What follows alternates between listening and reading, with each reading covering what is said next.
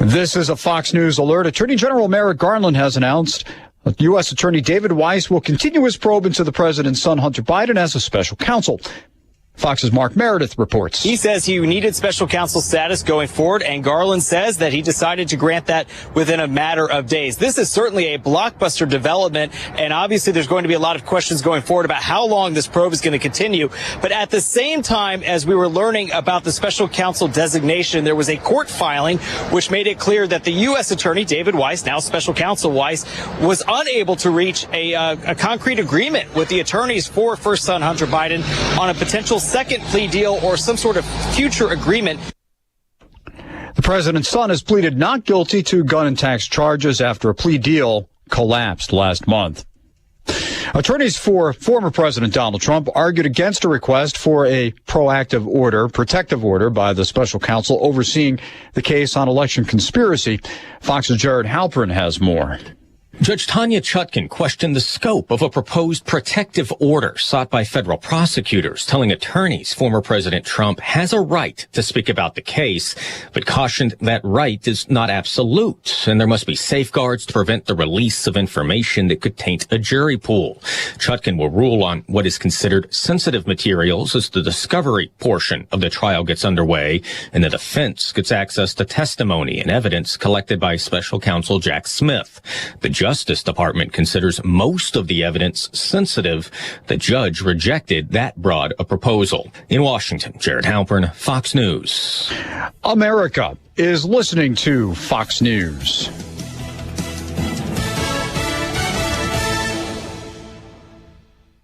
There are more identity threats than you realize. Even if you monitor your credit, only a little personal info needs to leak out, like your social security number or password. Or you to become a victim. LifeLock alerts you to threats you could miss. If your identity is stolen, a dedicated U.S.-based restoration specialist will work to fix it. No one can prevent all identity theft or monitor all transactions, but everyone can save up to 25% off their first year with promo code NEWS. Go to LifeLock.com. Did you know you can get your prescriptions for less at your local pharmacy? You can with GoodRx. It's the free app that can save you money on your medications. Just search for your prescription, choose the pharmacy and the price that works best for you, and then show your GoodRx coupon to your pharmacist at the drop-off counter. GoodRx works at over 70,000 pharmacies, including Walmart, Rite Aid, and Walgreens, and it works whether you have insurance or not. It's easy to save. Next time you drop off your prescription, check GoodRx. To start saving today, go to GoodRx.com. GoodRx is not insurance. Shock and trauma on Maui after a firestorm swept the western part of the island. The Maui County Mayor says the town of Lahaina is gone. This man coming to grips with the situation. There's still people missing. I've never seen something ravage so fast. 1,000 people are unaccounted for, with cell towers down and hundreds of homes destroyed. Firefighters are still struggling to put out the wildfires. Fox Weather's Max Gordon is there. As far as the weather conditions are concerned, we are expecting the winds to start to die down, humidity to begin to increase as firefighters try to get a handle on these flames. Police are letting residents in, though they are restricted from some areas where it's just too dangerous to go. There's still some hot spots in the town of Lahaina, and unfortunately, they're still finding bodies of victims. As of now, 55 people confirmed dead at this hour. Now, fires burn throughout the island of Maui right now. None of them are fully contained. President Biden is laying the blame on the Supreme Court for clipping his ambitious agenda. The Supreme Court has not been kind to the Biden agenda, striking down rulings on affirmative action in student loans. The president also says the high court has blocked his climate agenda. Yes, because the courts overruled me. The court said I couldn't do it. I wanted to stop all drilling on the East Coast and the West Coast and in the Gulf, but I lost in court. But we're still pushing. We're still pushing really very hard. The president speaking to the Weather Channel there at the Grand Canyon, likely referring to a Louisiana federal judge last year blocking the Biden administration's ability to pause oil and gas leasing in 13 states. And who could forget our colleague Jackie Heinrich after the student loan plan was struck down by the high court, asking Biden if he gave millions of students across the country false hopes. Biden denied the accusation and blamed Republicans. That's Fox's Lucas Tomlinson reporting. I'm Tom Rigotti. This is Fox News.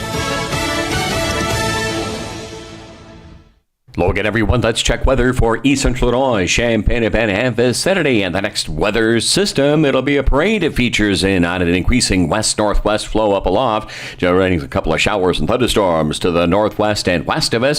One or two may catch us as the day wears on today and in through this evening. We'll do it again over the back end of the weekend, early next week, with another feature due in late next week as well. All the while, kind of a downward trend on temperatures, a bit below average, anticipated around here for next week, but a little more humidity in the air for the short term of the next couple of days. Up to 85, and again, a shower thunderstorm risk late this morning and into this afternoon. That'll linger both early and late night tonight. Muggy lows down to about 68. Tomorrow, an isolated shower chance early, mostly sunny in the morning and humid afternoon at 86. Another shower thunderstorm chance late Sunday, the high up to 85. Could be a stray shower, but a cooler 78-degree reading on Monday. Tuesday, Wednesday, Thursday, comfortable with highs near 80 degrees. For TVJ Broadcasting, I'm meteorologist Greg Solgay. Ignition sequence start. 5, 4, 3, 2, 1. Liftoff. Check. I literally just create madness. Well, they're up. I'm going to go off here. They don't have a great quarterback. I got to take a break. I'm getting in trouble. To win the Big Ten, you first got to win the West. Bad Bunny. Have you heard his name in a while? No. Has it bothered you? No. Defensively, they got to come in with some confidence. Is that even analytics? I'm in a parking garage. I'm kind of lost. Terrence Shannon, Matthew Meyer, R.J. Melendez, Coleman Hawkins. These trophy presentations aren't over! I didn't come here to go 5-7. I'm so proud of Illinois football right now. I'm so tired of Joel Embiid. We're not taking Patrick Corbin. I want to bet the Bears. Oh. You are Reba McEntire's niece. Roshan Russell. Coach Bielma. You no longer salute to yourself. What? We got all kinds of things for you here. There's a lot of glass. Oh. Guys, we have breaking news. Uh-oh. It's the Drive. Smack Dogs. Thunderstruck! Yeah, Thunderstruck!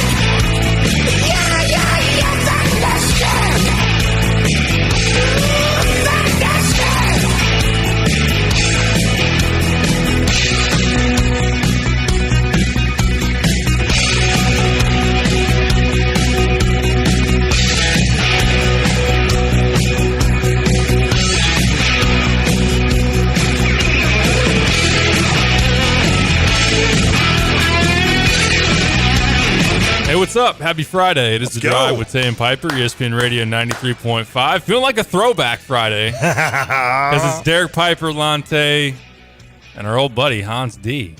Hansi, what's Hello. up? How's it going? Hans didn't even have the microphone ready. I did. I mean, no, I did not. But at least I had the on switch on. Oh, that's true. I remember that was always an issue. Oh, yeah, that was always an issue. Hans is like, he's rich now. Is that what's up? That. I'm rich. No, I've been living below the poverty line. I mean, have you switched from ramen noodles now to like actual Kraft mac and cheese? Yeah, I go out for ramen every night now. I had a guy tell me one time, a buddy of mine who is an engineer like in the Springfield area, and he's like, dude, I still eat ramen noodles. He's like, I love them because he ate them all the time at college. Yeah. He lived off those things. And we were out having a beer, and I joked with him. I'm like, Bill, you still having the ramen noodle dinner? And he goes, oh, hell yes. Yeah. He's like, I'll never stop eating. That's like me. I still get SpaghettiOs on occasion. That's like a dessert for me. I'm like, let's go. So fill us in. My son loves SpaghettiOs, by the way. See? Yep. Cade and I are the SpaghettiO guys. Yeah. Not with the meat, though. Yeah, he usually doesn't eat the meatball or whatever. Yeah. If it's even considered a meatball. Right. I'd be scared to eat it, to be honest with you. I don't know what's in that thing. So you're a pilot now, full-fledged. Oh, I'm a pilot now. Yeah. No, I'm sorry, you're a hired pilot yeah, now. Yeah. I got hired by a corporate jet company in Champaign, and Dang. I'll be flying Lear 45s, Lear jets, and soon, hopefully. I need to go to school, simulator school first. Oh. And I don't have a date for that yet, but I'm just waiting for that and then get through the training and start flying jets. What is a big deal. No doubt. What is the top speed for these Lear jets? Like Mach 0.8. So not quite Mach 1, but they're fast. They're pretty fast. So is 400, that like, 500 miles per hour. I was going to say, is that like 300? That's so 400 miles an hour? Yeah. How's it compared to like the Mach 3 shave? You know, you seen that? Like, is that Gillette or is that Stone Brand? I don't know. Oh, this is the Mach 3. Very similar. That's very a really similar. fast shave. Smooth, it's smooth. No yield signs up in the sky, right? So you're good to go there. Yeah. So you got all the jargon down, right? You can talk to each tower and let them know. Do you have like a call sign? Like, yeah, Skylips. Skylips? I'm joking. No. What? I mean, at the school, it depends on who you're flying for. Oh. But at the school, it was Illini. But they might be getting rid of that, unfortunately, and it might be Cobra soon because Parkland took over the flight school. Oh, wow. But Illini was so cool because everyone, wherever you go, knew that was Illinois. That's cool. And Illini is just an awesome, name. But yeah, that's it. It's just whatever the call sign is. Now, we've got a few years, I think, before another major hire at Illinois in terms of the coaching. Mm-hmm. Are you going to be the one ushering them back and forth? Or? Possibly. Okay. Yeah, that'd be pretty exciting. Yeah. Wouldn't that be funny if Hans has the new coach in the air and he's like, if you want to get on the ground safe, you're going to do an all-exclusive interview with my boys, Tay and Piper. And the coach is like, he has to agree to that, or he's not going to be down. I'll have to do that. I would expect all the inside information. Yes. Like if Hans is flying Josh Whitman around to go interview different coaches and whatnot, I would expect to hear about it. Yeah. Although then once I report it, then Hans is probably out of it. Out of that particular job. Right. Maybe. Right. Maybe it tracks back to him. Or I'm just banned from flying any Illinois athletic coaches. A source familiar with the show has told us, I wonder who that could be. That would be awesome. Yeah. Well, this is like, dude, I don't think I could do that. That's like a lot of responsibility, flying people around. Yeah, it is. Flying like $1 million jet. Mm-hmm. Yeah. I've always thought of Hans as a really responsible dude. Well, that is true. That is true. I think he is, actually. I could tell the first time I met him. I'm like, he's pretty responsible. Kind of a geek, but he's a pretty responsible guy. I said he and Lucas both were geeks out there on the golf course, but I'm like, they're good kids. They're good kids. But they're geeks. Hans, you're like me. Like when I was growing up, people would always be like, well, and they'd give like 3 negatives, and then they'd be like, but he's a good kid. Lon's not very good at basketball, and he really doesn't have much of an arm, but he's a good kid. Yeah, he's a good kid. I agree. That's kind of how they always discussed me growing up. You know? Yeah. Same. And the ultimate letdown, or the ultimate put down, is every mom wanted me to date their daughter, which simply means... Is that a put down? Yeah, they didn't look at you as like a threat? Exactly. That's exactly right. They're like, well, he's not going to do anything wrong. So let Lon. Why don't you date Lon? He's a cute kid. Well, Mom, he's a nice guy, but he can't throw. He can't shoot. That's true. Yeah, that's true. You better not date him. Well, I'm happy to have Hans. So you're going to be here all 2 hours? Oh, yeah. Just kind of hanging. If you want me to. Yeah. I mean, I can leave. Nope. No way. Can we talk baseball for a minute? Let's do it. I have a way for the Cardinals to climb back in. Oh, boy. Here we go. I actually saw a tweet today. I think Hans, you're a Cubs fan, right? Yeah. Okay, cool. About 500. Cubbies only a half game out of wild card, 2.5 out in the division. And they've got a series with Toronto now, right? Yes. That starts tonight. Yes. Okay, so that's a big one for the Cubbies coming up. The Cardinals, 9 out of the wild card, okay? Oof. Their next 12 games, they have 2 against the Royals, which we'll discuss tonight's game here in a second. 2 against the Royals, 3 against the A's. So you're talking teams that combined probably haven't won as much as the Cardinals. That's the sad part.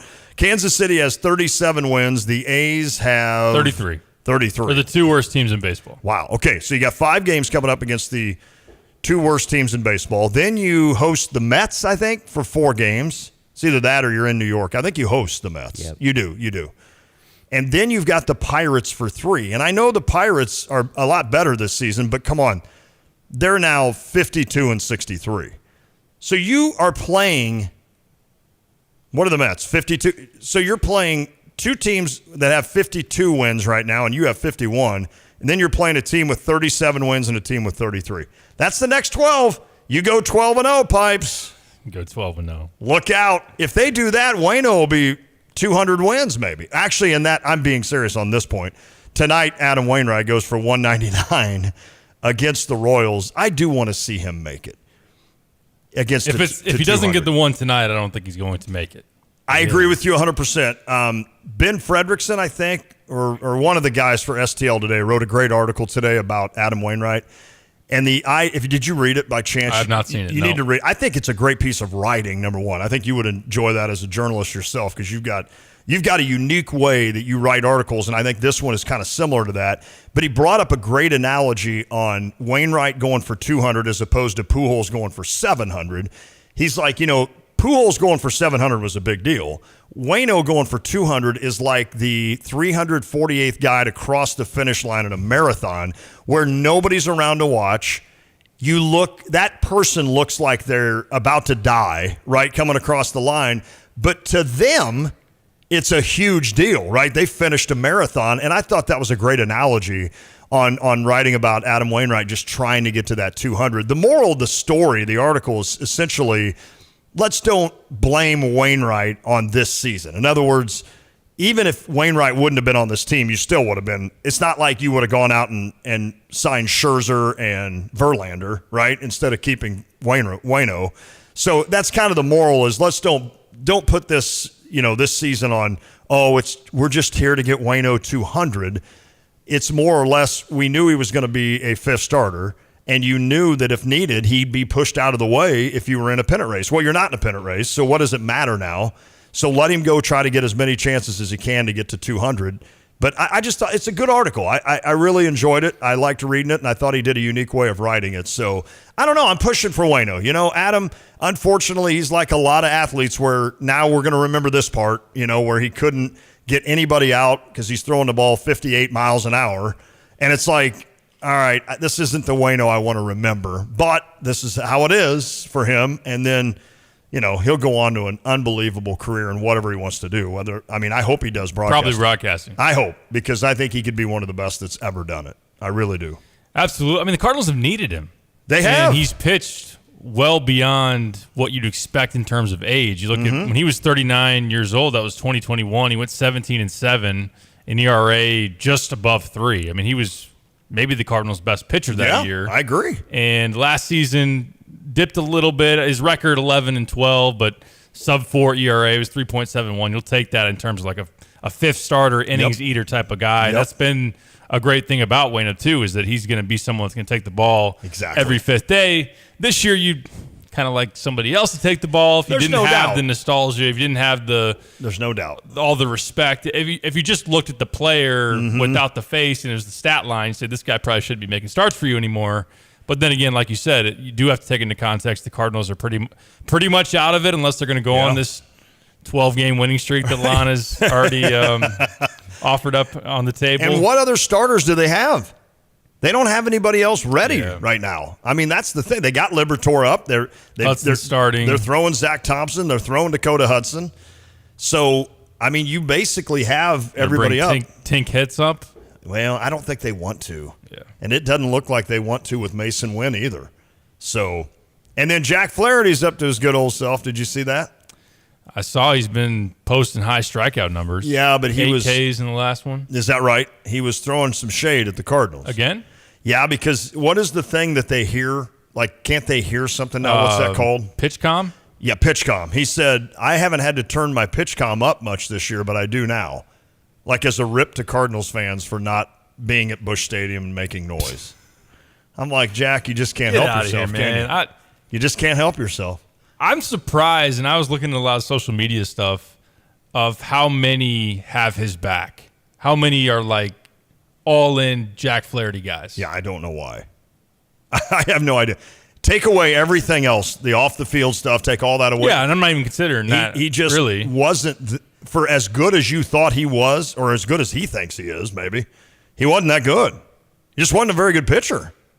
His ERA was over 4 something. It was close to 5, I think, with the Cardinals this year. And, he's sitting there saying stuff like that, and it's like, well, Jack, you understand that you're a big reason why there's not many fans because you suck. Yeah, and he stunk out of the gates, and he was one of those that was pointing the finger at Contreras. Oh, yeah. Passive-aggressively early, and that's was part of stirring up the whole thing. I'm not going to blame him for everything on that. But no. He's just smug. He's smug, and he's also has not lived up to expectations even close. And nope. We both had the feeling you were way early on it in terms of, and we wouldn't know if things went well in St. Louis. Like if he would have continued on 2019, where he looked like the best, if not one of the best pitchers in the NL that second half of the season. If he was a bona fide ace the next 3 years, would he have had different feelings about St. Louis? Would St. Louis have given him the money that maybe the Dodgers would have, or somebody else? Would he have stayed? But now it's to a point where he's obviously not coming back in free agency. I don't want him back. I didn't want him back before you traded him. And I don't know, whatever. And it was the weird part of the COVID season when they just babied him endlessly. You remember they'd be like, absolutely. They're like, well, we're going to let him have 18 days off and then pitch. Meanwhile, we're going to throw 39-year-old Adam Wainwright out there every fifth day. It's like, what doesn't make sense here? It seems like the icon, the legend, Adam Wainwright, who's 39, ought to be the one getting 18 days off. But you know what Adam Wainwright doesn't do? Take 18 days off. He wants the ball. And Jack Flaherty never showed me that he was a guy. Maybe it's unfortunate that he kind of was the next in line, if you will, after the likes of Matt Morris and Chris Carpenter and Adam Wainwright. And, you know, you kind of thought Wacha and Carlos Martinez were going to kind of be those guys, but they kind of flushed out a little bit. And then here comes Flaherty, and you're like, well, he's a can't-miss kid. And then he just never really showed the instinct to me, the pitching instinct there's just something about it, right? There's like this intangible about those guys, and Flaherty just never showed that to me. So I don't know. I mean, I would have loved for him to be really good with the Cardinals. And as much as, yes, I do have issues with some of the things he always, stands up for and stuff like that, I would love for him to be winning 17, 18 games a year and us paying him big money. But he didn't do that. So I also think it's very interesting that his average fastball velocity in St. Louis on the season was like 93. Yep. And now he's topping out about 97 there in Baltimore. Or was that, Jack? Well, the air is different. Yeah. The air is different in Baltimore. Not as heavy, so. Sure. I mean, he literally got to the point where he quit throwing the fastball, the four-seamer in St. Louis. Like, he just relied more on his curveball and, sinker. The problem was he couldn't throw any of his other pitches for strikes. Like, walks always were the issue for Flaherty. He through 3 innings, he'd have 4 walks and 4 strikeouts. And it's like, well, your pitch count's now at 70, and we're maybe going to be able to get one more inning out of you, And why is the Little League World Series on? Am I off on this? I just put it on the TV before the show. Well, I know, but is this taped or I think it's usually in August, right? I guess I always get confused every year because I feel like Little League ends like in July 4th. Yeah, same here. I was shocked when I saw that on the television. I mean, this is probably my 50th year of watching it, and for some reason every year I'm fooled by it. Yeah. But I guess it makes sense if they finish their own season and then they get on these all-star teams and then they start playing games. So it'd be cool if a team, like an area team, ever would make it. Yeah. It would be really cool. It's kind of cool to look back at the history of the Little League World Series and some of the guys that ended up making it to the majors and such. It's kind of neat. I do know in this area for the Champaign, when they do the Twin City tournament, that always overlapped with what the qualifiers would have been in terms of playing. So you didn't have it for Champaign. I don't know about other surrounding towns that maybe it did something similar, but the suited league, as they called it then, I'm sure it is now, that if you were in the Twin City tournament, you couldn't be on the path to try to make it that far. I'm not saying that, my team back in the day, we would have been pitching in Omaha, but well, I did make the Twin City tournament, and we won, I think. Really? You guys won the Twin City? No, wait. I'm sorry. We were runners up. Did you run in hard from right field when that final out was made? Yeah, and then I broke my wrist. Running in? Yeah, and we couldn't, and that's why we didn't win. So big injury to report today, Derek Piper. Before we get to first pitch, Hans D, I understand, has broken his wrist. So that obviously removes their 9-hitter. True. A guy with 1 hit this season, but he has walked twice. And he got hit by a pitch and missed 3 games. So, D not in the lineup tonight. Be tough. Major loss. Tough to overcome. Getting replaced by some kid that goes on for the majors. He Wally Pips you. That's funny. Yeah, well, I think, I know Andrew, he played on a really good team here in Philo, and, of our all-stars in that, Philo, Tolonos, Sydney and all that. So we went to, district. We went to a district tournament in Paris and won that, and then we went down south somewhere and got smoked 3 times by teams, and I thought, I was thinking maybe that team could have a chance at the Little League World Series, but I don't know. It may have been something completely different, too. I don't know. It'd be cool, though, to watch your kid playing in the Little League World Series, Yeah. I wonder why the timing is off. I don't know. Yeah. I'm always blown away by the number of curveballs these kids throw. At 11 and 12 years old, they're out there throwing 75% of their pitches. A guy who threw a lot of curveballs at that age, I'd say it's probably not the best idea. Is that why you type with your left arm? No. Or your left hand, I mean? It is not. It is not. What else is going on, man? Oh, I got my Illini tickets today. Yep, I'm the 1 out of 100. There's 100 people that actually get their tickets. They even send you a thing that says, hey, use the mobile app, and here's how you do it. They're like, let's try to get this old man to use mobile next year on his device, where you just put it on your phone. But I want the actual ticket. Yeah, it's cool to have the ticket. It is, although you know what they've done. Even 4 years ago, they would give you tickets that had a player on the front, and you'd see Memorial Stadium, and there was all these cool graphics and everything, and I would keep those. Yeah. But now it's just the plain Jane, orange stub ticket you don't want to keep. So what they're doing is they're trying to persuade you or so to go to mobile. That stinks. But I'm going to hold out to the end until they absolutely say, Lon, you cannot get in unless you have a mobile ticket, which will probably be next year. Yeah. But there's 6 season tickets, and I got them all in the mail today. That's still I still act like a 12-year-old. I'm like, oh, these are Illini tickets. I was going through them. I'm like, yes. I don't know. It is cool to have the physical ticket. I love it. And as a keepsake, too. I've got somewhere, I don't even know where they are, but stacks of old ticket stubs from games that I went to, and it got what do you call it? Just a keepsake. You could do a shadow box or something with that stuff. I think that'd be awesome. I have somewhere all my media passes. Not all of them, but at a certain point I started just keeping them. And from all the different events that I went to, from the DuQuoin State Fair and, the World Trotting Derby where I interviewed George Steinbrenner, and with each press pass sometimes is a story, the one from Bloomington, Indiana, when Bob Knight, I thought, was going to punch, what was it, Ted Valentine? Yeah, Ted Valentine or whatever, and he got tossed from the game. And so I've got that stub, and so sometimes I used to look before. Now I don't know where they're at. I mean, I think I know where they're at. They're in a box. They're safe kept somewhere. I think it's Mom's house.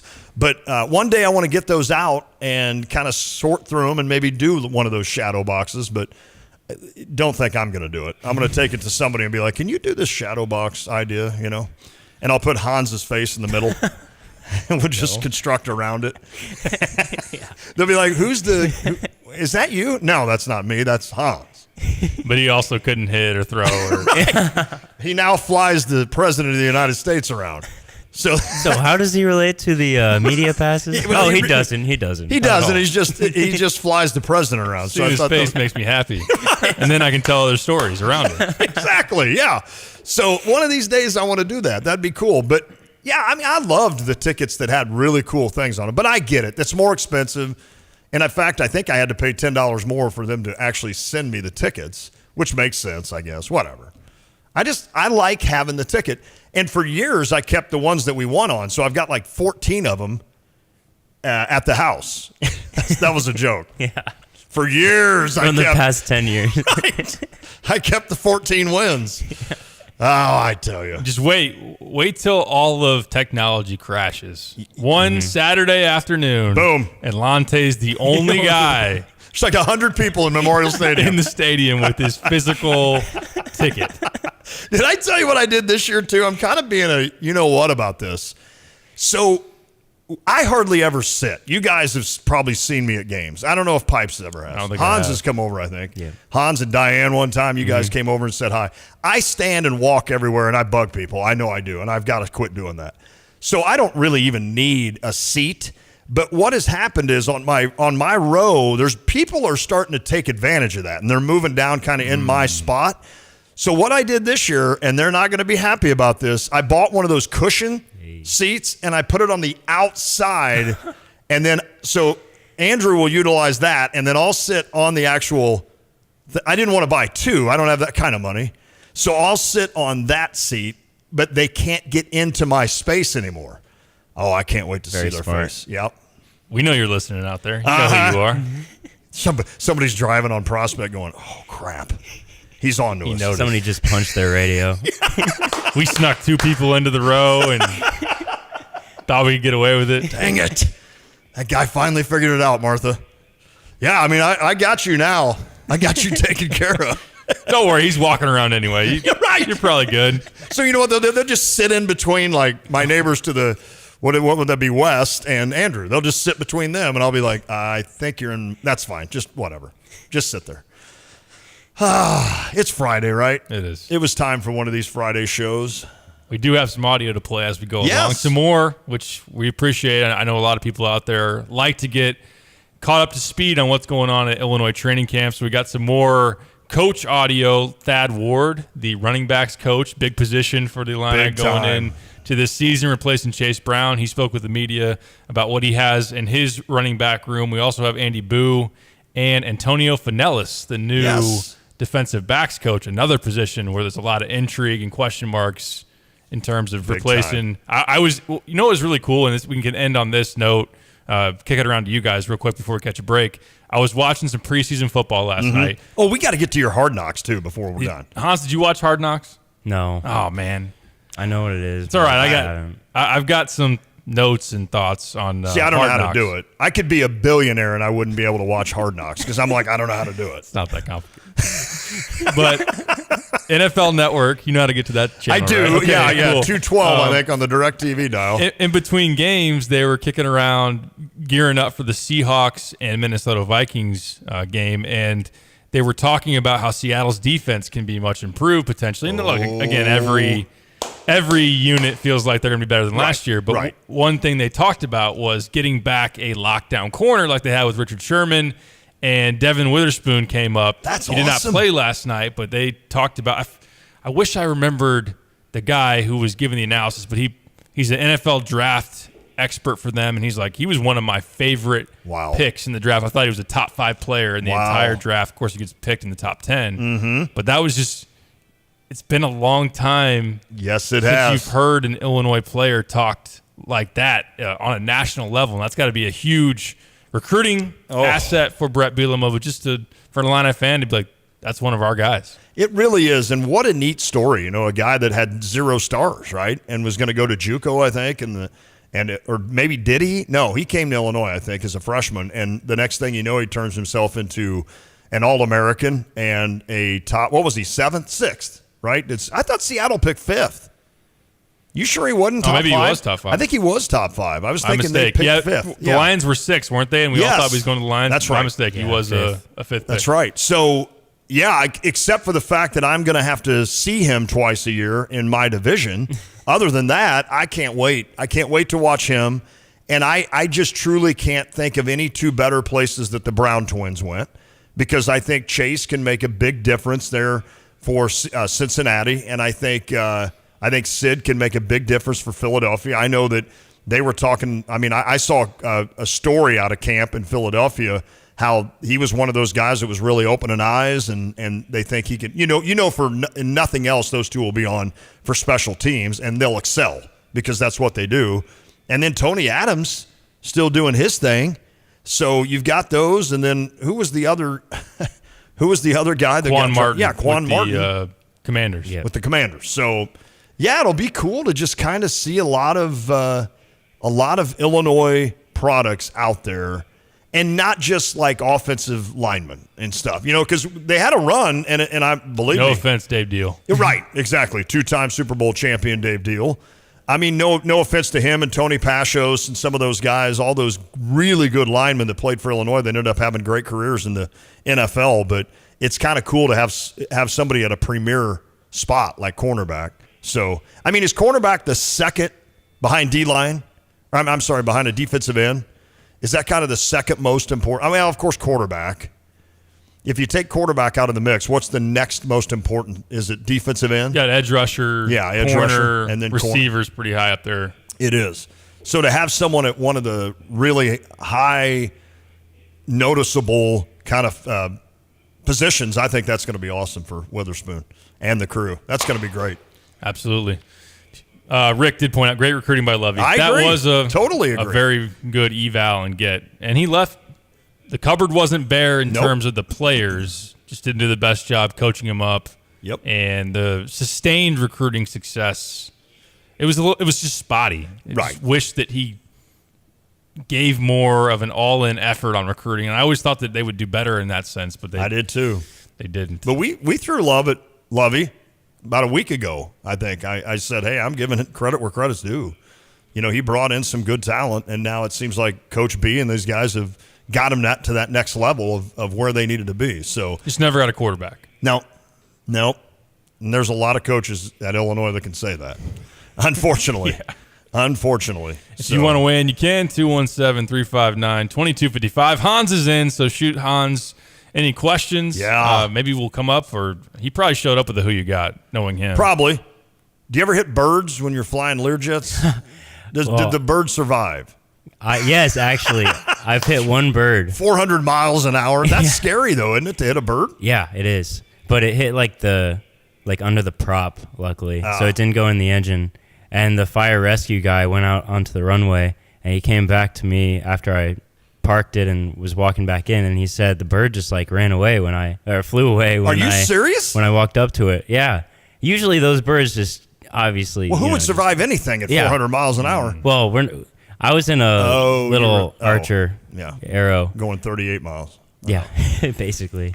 But that was still surprising, but it's a pain in the butt. There's a bunch of paperwork involved with hitting a bird. Really? So dumb. Yeah. Because there's So just the birds don't research. sue? I guess, yeah. Right. Yeah. That's Right. what caused the one that the guy had to land in the river, right? In Yep. New York or whatever. Yep. So Sola, yeah, thank you, Diane. The birds took out both of his engines. Yeah. So man, there's paperwork when you hit a bird. Yeah, and they're asking me the size of the bird and what type of bird it was. Oh my God. I don't know. I was going so fast. I'm not focused on the bird. I'm you hit focused the on bird? runway. The bird hit you? Yeah, right. Who's it fall? Right. Did you attempt to hit the bird? I think the bird hit me. Exchange insurance information. Hans was flying so slow that birds were passing. They're looking at him going, what's that guy doing? Yeah. His wings don't move like ours. That doesn't make any sense. Right. How did the bird survive that? I don't know. I think it was a little sparrow like me. Well, that's cool, man. Yeah, it was a small. Yeah. And his mom is sitting there going, I told you not to fly that high. Didn't we talk about this the other day? He got knocked out for a minute. Right. Fire and rescue poked at it, and then it flew away. We're not drinking, by the way. No. I guarantee you people don't believe that. We are due for a break. Yeah, we better get one. More bird airplane collision stories. When we return, it's The Drive. By now, you've all heard the expression, when you turn the key and the car won't run, call 367-9481 for PDR Automotive. They are what's best for your truck or car. They are PDR. But who are they? They, the PDR staff, understand that a name is only as good as the people that represent it. The PDR staff has more than 335 years of combined automotive experience, several employees now on staff for more than 25 years. PDR, more than just a name. Family owned and operated, now celebrating over 50 years in business. Join the Urbana Park District for the 25th anniversary of the Wandale Sculpture Garden on September 15th at Meadowbrook Park. The fun starts at 3:30 with refreshments followed by the rededication ceremony. At 5 o'clock, there's a walk through the Sculpture Garden. Listen to great jazz music at various stations along the way. The Wandale Sculpture Garden, a local jewel in public art. September 15th in Meadowbrook Park. Visit urbanaparks.org. Every industry has specialists, like Alan here. He knows radiators. Radiators. I love them. Don't even talk to me about brakes or fuel lines. Just radiators. Radiators. Sally is a specialist in cakes. I think pies are an abomination. Really? Pies? Yuck. Then we have Dick Van Dyke Appliance World. You know what they're great at? Appliances. Nothing else. No TVs, no computer printers, no radiators. Who's got a problem with radiators? Nobody, Alan, but you can't get one at Dick Van Dyke Appliance World. Too bad. They're missing out. I'm Dennis Regan, chairman of Dick Van Dyke Appliance World. All we do is appliances. And when that's all you do it better than anyone else. Our associates on our sales floors know more about them. Our delivery people are better at installing them, and our technicians are better at fixing them. All right here in Central Illinois. Wow! I can't believe you don't like pies, though. What do I look like? Some kind of a peasant? No. Cakes are really the best thing. Van Dyke Appliance World. When you buy from us, you get the whole store.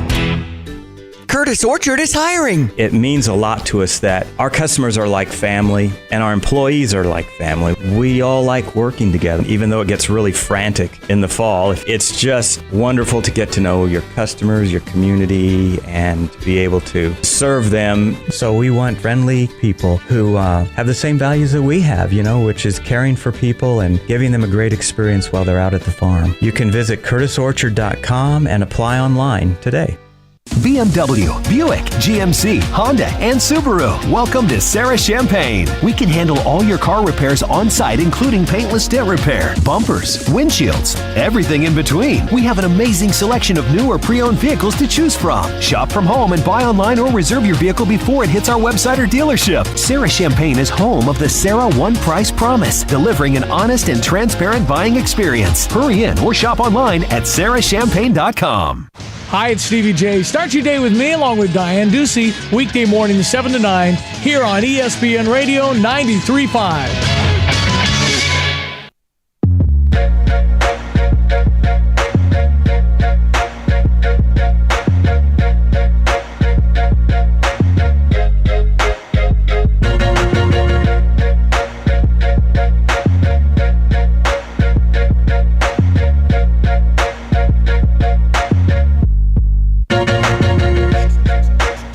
Back on the drive with Sam Piper, ESPN Radio 93.5.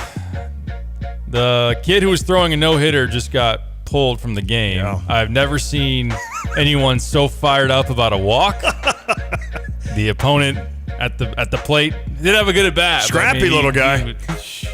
He acted like he just dunked on somebody in the fourth quarter. The way he was yelling at the dugout. Well, and again, our context on this is similar to like looking at a box score for Illinois basketball, but we literally just turned and watched. We did, yeah. After the kid's probably blown everybody away, and then this other kid finally has like a 12-pitch at bat and walks, and he's like, let's go! And Piper's up there ripping on him. I am, of course. I mean, the pitcher looked like a mini Roy Oswalt. He did. That's a great... Man, do you remember Roy Oswalt? Of course, yes. Okay. Is that kind of when you were coming into your own as a... Roy Oswalt was good. Yeah.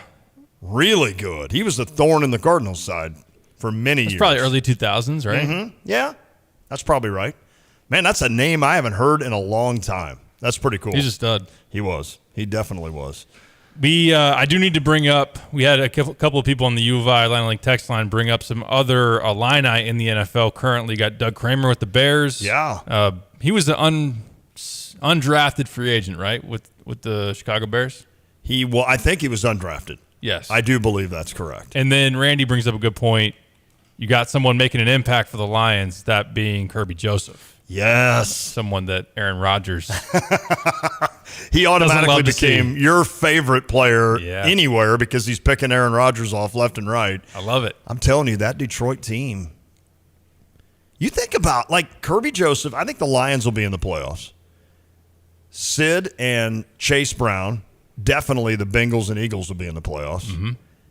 I don't know about Seattle, although that's a very winnable division unless the 49ers figure out what's going on at quarterback. Even when they don't figure it out, they still are good. But you could have three guys with a shot at a Super Bowl there. I'm not putting the Bears in there yet. You probably shouldn't. Okay. And then who does... I mean, Seattle was in the playoffs last year. Yeah? And if their defense takes a step forward, if they can, that's true. They could very well be in it. It's a weak NFC. That's one of my points I'm going to make when we talk about Hard Knocks and the Jets. The AFC is unbelievably loaded. I've never seen it this stout in terms of the number of teams and good quarterbacks. The NFC is some opportunities to be had in specific divisions, but even the wild card could be pretty soft. I agree. There's going to be some. Well, every team in the NFC West is already 2-0, and the Cardinals are 0-6. I mean, let's be honest. I saw they're like 5-point dogs to the Broncos tonight. I'm not betting preseason football. Don't. Yeah. Sure. I've got 30,000. Yeah. All right, Phil. Yeah, exactly. Yeah. By the way, I need to correct you guys, even though I was the one that said it, I think. Doug Kramer was picked in the 6th round. Oh, I said it. Thanks for trying to take the fall, Hans. But it's cool. Sure. Chase McLaughlin, I'm not sure. Oh, yeah, Nick Allegretti in Kansas City. Mm-hmm. Has he already won 2 Super Bowls? I think so. It's amazing. That's amazing. Maxwell also sent in a cool picture of tickets. It was a Cardinals. It was all 11. Yeah, they've won 11, right? It's all 11. There was a ticket from every World Series game all the different. Oh, my. How cool would that be? I still have my Game 7 from, what was that, 11? Yes. Game 7. They won 11 and 11. Yep. I've still got my Game 7 ticket. So that's cool. I've got one now. 1 out of 11. But that was cool. Yeah, Nick Allegretti. I totally forgot about him. I mean, so not only are these Illini guys in the league and doing well, but they're also on teams that could really make some hay. They may all be sporting Super Bowl rings soon. Like Kerry Davis likes to shove in my face every time I see him. I'm like, I'm glad you brought that Steelers one down, Kerry. Glad you brought that. He's like, well, I figured you'd like that, Lon. Is Kendrick Green still in Pittsburgh? I believe he is. Yeah. I believe he is. Chase McLaughlin, I think he's on the Buccaneers now. Is he? Is that right? Mm-hmm. That'd be a good spot to land. Yeah. You know, you're a kicker. It's like you don't really have much to do. You just go out and kick for about 45 minutes a day, and then you go to the beach. Right? I mean, isn't that what they do? I mean, I can't imagine they got any other – or do they do the quarterback thing that you had to do in high school? They hit the sled. You don't have to hit the sled. Kick it through the uprights pretty much. Just need you to make field goals. That's all we need. And kickoffs if you want. Yeah. But anymore, those are I mean, they just kick every one of them out, don't they? So, hey, we probably should actually talk some sports. All right, let's do that. You want to do that with Illinois football? I know we've got Antonio Finellis, who is the defensive backs coach that I think is going to – it'll be interesting in his first year because it's almost like, hey, I'm sorry, but the cupboard is bare. Now, I'm not saying there's not some talent there, but oh, by the way, we just took away Sidney Brown and Quan Martin and Devin Witherspoon. Just 3 draft picks, 3 all Big Ten guys. And Kendall Smith, who had 6 interceptions. So we just decided to take all of those guys away. So here you go. Good luck. But we'll hear from him. We can maybe go defense next hour with him and then Andy Boo, who has proved himself as a recruiter incredibly on this football team. And he's got a really good linebacker core with Tariq Barnes, that Dylan Rosiak. I mean, he's really climbing the charts there for them. Who else is Seth Coleman? Is he considered a no? He'd be more of a defensive end, outside linebacker. Oh yeah, outside linebacker. Yeah, that's true. Him and Gabe Backus. Yeah. So Andy Boo's got a really, in the opposite of Antonio, Coach Boo is just like, yeah, I got some studs out here, But I saw we do want to get to Thad Ward, but I saw a picture of Gabe Backus on Twitter. It's ridiculous. Recently. Holy crap, that dude is a monster. How is he a sophomore in college? I mean, he looked like that as a freshman. Do you remember what you look like? Well, look at us now. Yeah. I mean, my freshman year, if I stood sideways, you wouldn't know I was there. Yeah. I might have been like 180 pounds. Exactly. And he is a man. It's amazing how big those guys are. That's what a 5-star recruit looks like. And he wasn't a 5-star recruit, but by the time he's done with Illinois, he should have been a 5-star recruit. I guarantee you. He's going to be wanted big time in the NFL. Mm-hmm. But another coach, we talked about Boo and Finellis, the other coach that's got a little bit of some, how's he going to work this room, is Thad Ward. He's got a lot of options. He's got Love, he's got McCray, he's got Anderson, who's been banged up a little bit. You've got the young man out of Gibson City, right? Laughley. Yeah, Laughley and then Fagan. And Fagan, right, out of Arthur. So you've got a pretty solid room of 5, but it's kind of like, how's that going to work? I assume McCray is your go eat guy, right? And then Love will be more of your third down guy? Or will they just try to get Love the ball early and let him be the featured back? I would think that Bielema wants to get Josh McCray in that role. I would think. I mean, I think the only reason that Chase Brown ran so much last year is because McCray was hurt all the time. And there again, we do this all the time, and I'm the worst at it. A kid has injuries one year, and then all of a sudden he's injury prone, right? Mm-hmm. It may have just been that he had 1 year of injuries, and hopefully Josh McCray is good to go. But Thad Ward's got an interesting job and back with Illinois for a second time. Mm-hmm. He might have been one of the creators, if not the creator of Liddyville. Oh, that's right. Yeah, now it's family. Yeah. Yeah. So Bielema's like, I'll hire you, but don't you be bringing that Liddyville crap in here. That's done. That's retired. Well, let's hear what Thad Ward had to say about that group, how Josh McCray and company are looking. Here is running backs coach for the Illini, Thad Ward. Camp going for you guys and your position group in particular, Thad? Overall, man, just pleased where we are from day one, from practice one all the way to where we are right now. And I'm just excited about this group, just how hard they've been working, the strides we've made from spring to now. We've made a big jump. Just really happy with where we are. I think we're trending in the right direction.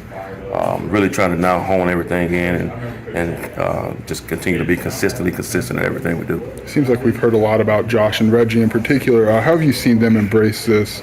I don't know, 1A, 1B, tied for one role, however you would describe it. Yeah, they just really see that we need both of them, for us to be successful as an offense, for us to be successful as a team.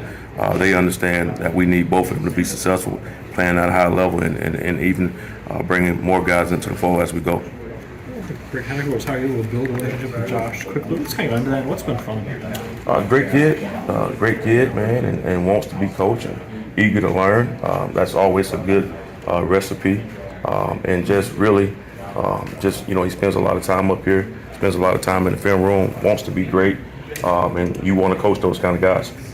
I don't think Greg Henniger was using a rotation like you got about Josh and Reggie. What do you like about the prospect of doing that with different guys? I think it gives you a chance to keep fresh guys in the game, and so guys can play fast and play and be at their best at all times.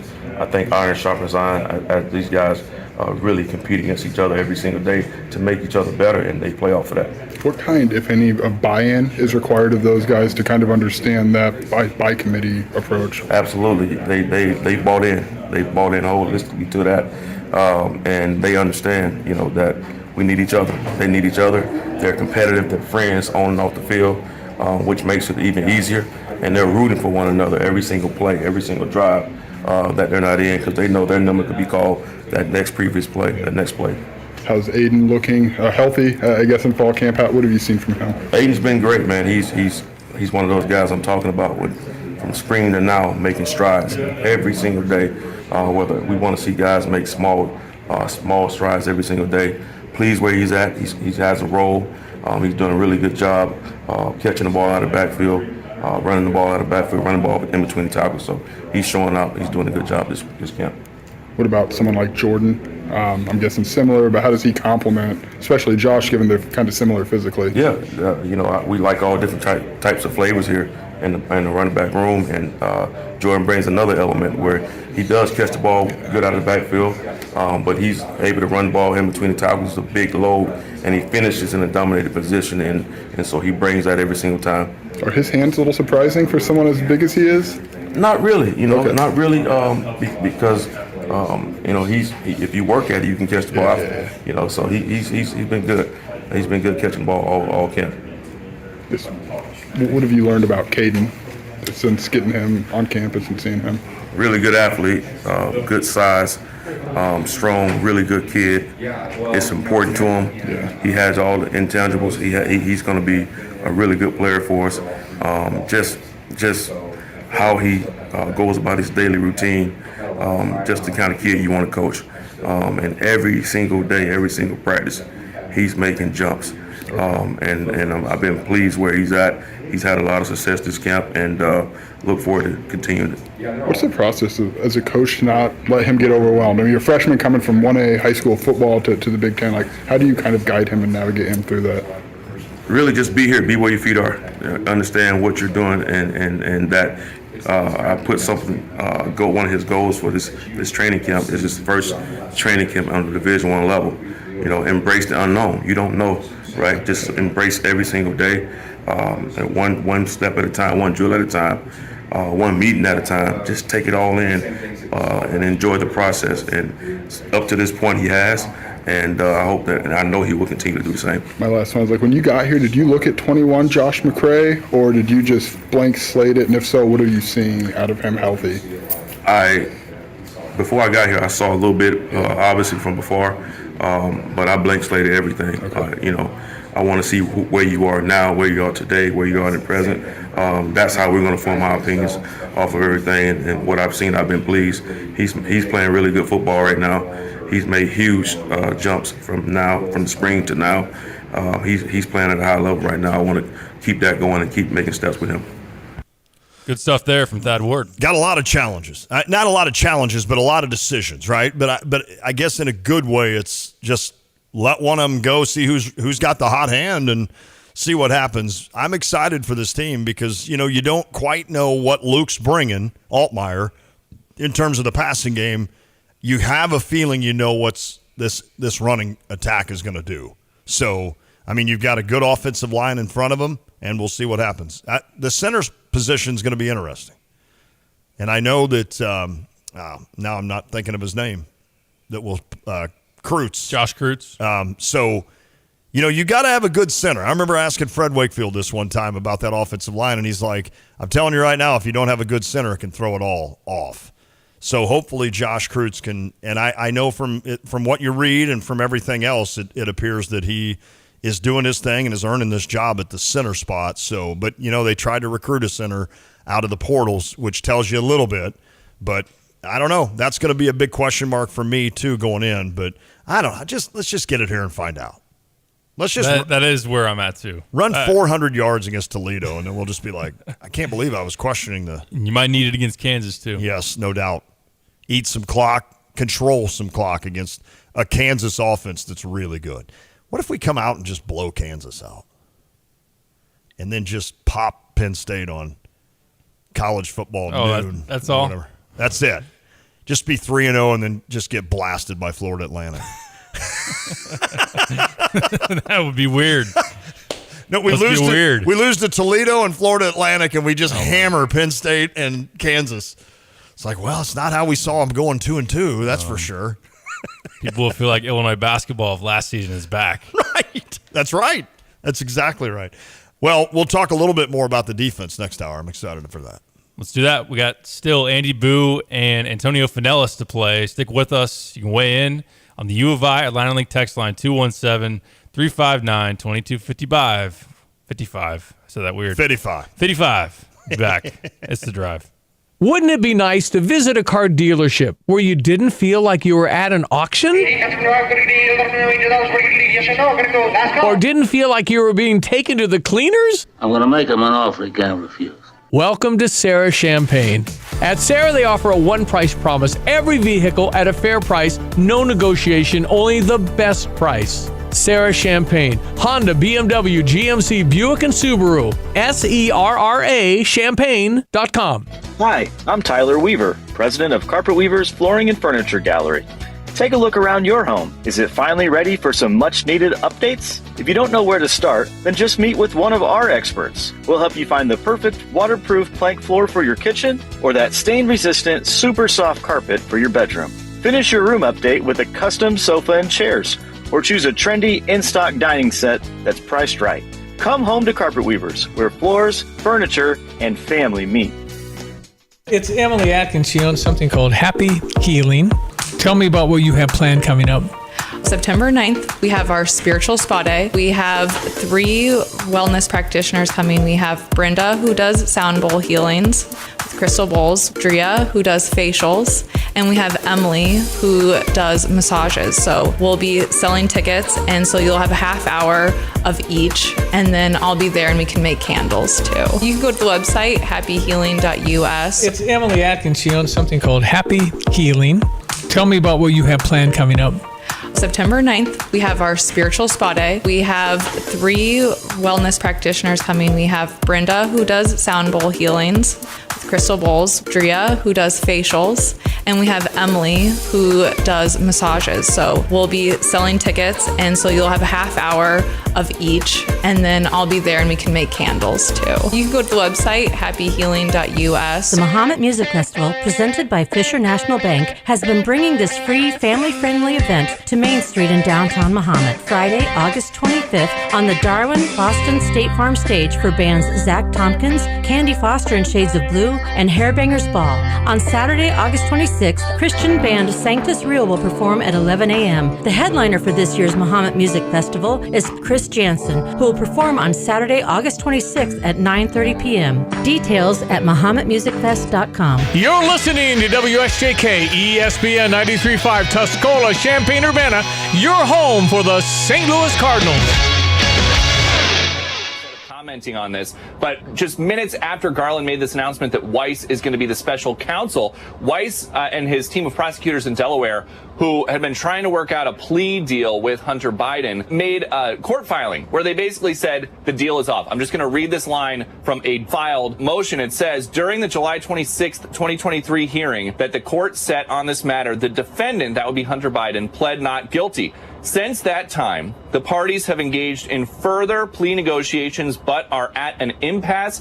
The government now believes that the case will not resolve short of a trial. Weiss, a Trump appointee, will also remain in his current post as U.S. Attorney for Delaware. At least 55 deaths have been blamed on those devastating wildfires on the Hawaiian island of Maui. The number of victims is expected to grow because the mayor says the victims found so far were only found outside buildings, and we know some individuals died inside their homes as well. So they brought in search teams from the mainland, including 2 cadaver dogs, who will go through 1,700 structures the governor said were destroyed. People are found in houses in a huddle, holding each other because the fire surrounded their homes before they could even get out. There was nowhere to go. And these are beautiful homes that are very old and they're made of wood. Those went up like a matchstick. Nobody had warning. Fox's William Lajeunesse in Maui. Officials estimate some 1,000 people remain unaccounted for. America's listening to Fox News.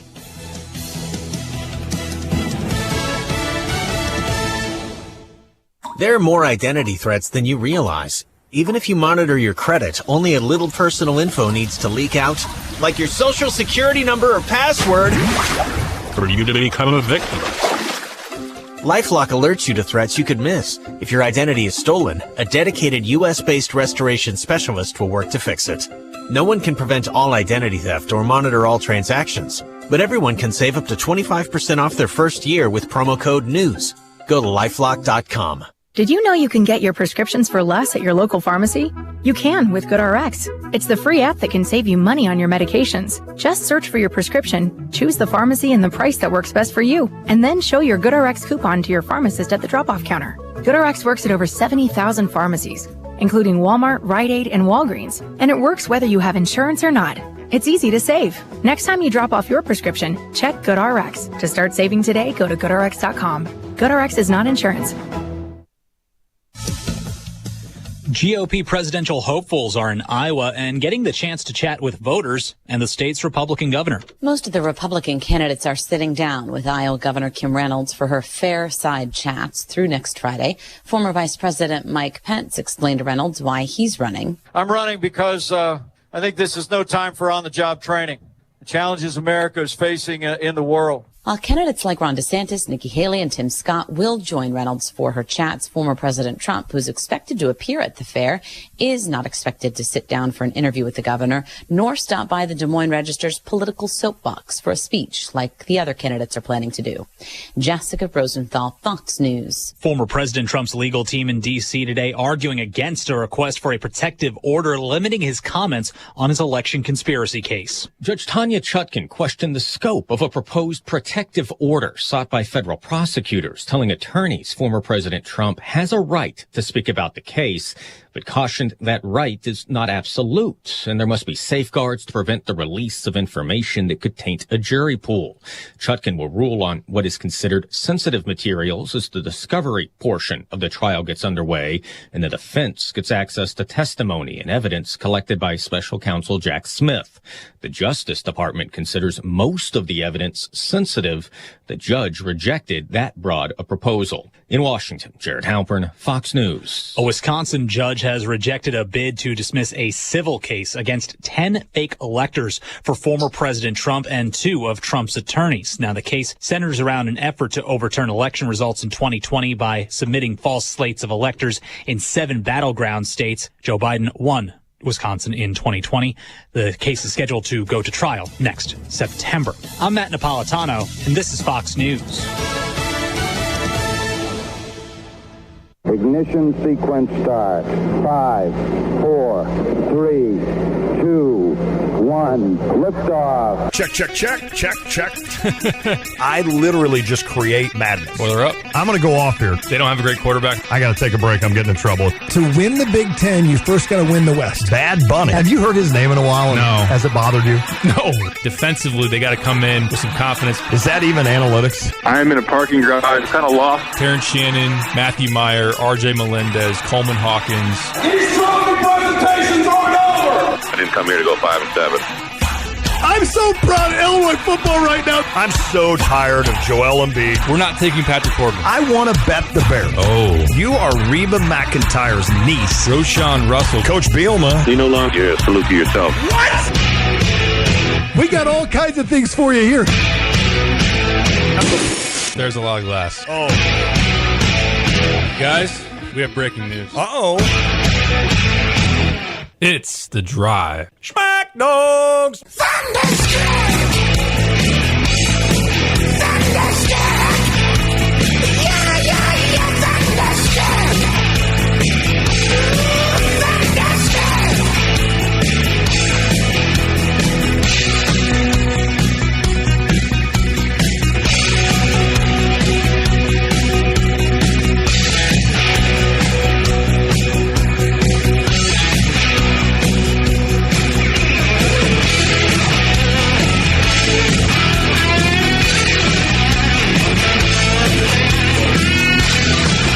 It is The Drive with Sam Piper, ESPN Radio 93.5. It is a Friday, so we got to get this in now. Oh, let's do this go. now, right? Twice. Let's do it twice.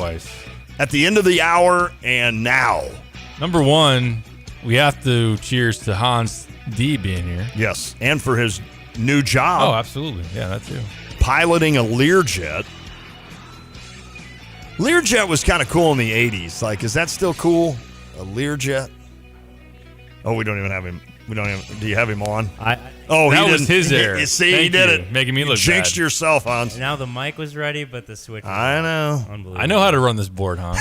I know this is different. When you were on the show, Lon was always running the board. This is pretty much. Is this what I would see in a cockpit if I walked in? Is this essentially what it would look like? Very accurate. Yeah. You just have you just need the throttle thing that you. Yeah. That's push fine. forward. And it'll be a breeze. I like it. But yeah, Learjets are. I can't hear you. For I some can't reason. either. I can't hear you. I've got the switch on. Try it again. Flip the switch again. Hello. There we go. There you There we are. go. There we go. Okay. Something happened with the switch. Yeah, someone doesn't know how to operate the board. I promise you, I'm not punking you right now. It's fading in and out for some reason. Well, I'll stop talking. Yeah, you're going to need to because we can't hear you. I don't know what's going on. Flip it again. There, something's happening to that mic. Oh well. There, we still got you now. Oh, it was fun having Hans. Yeah, this will be the end of Hans. Here's to Hans for showing up on a Friday and talking for an hour. Because we knew that his timestamp only allowed him for 1 solid hour of work, and then he's done. To Hans. Happy hour.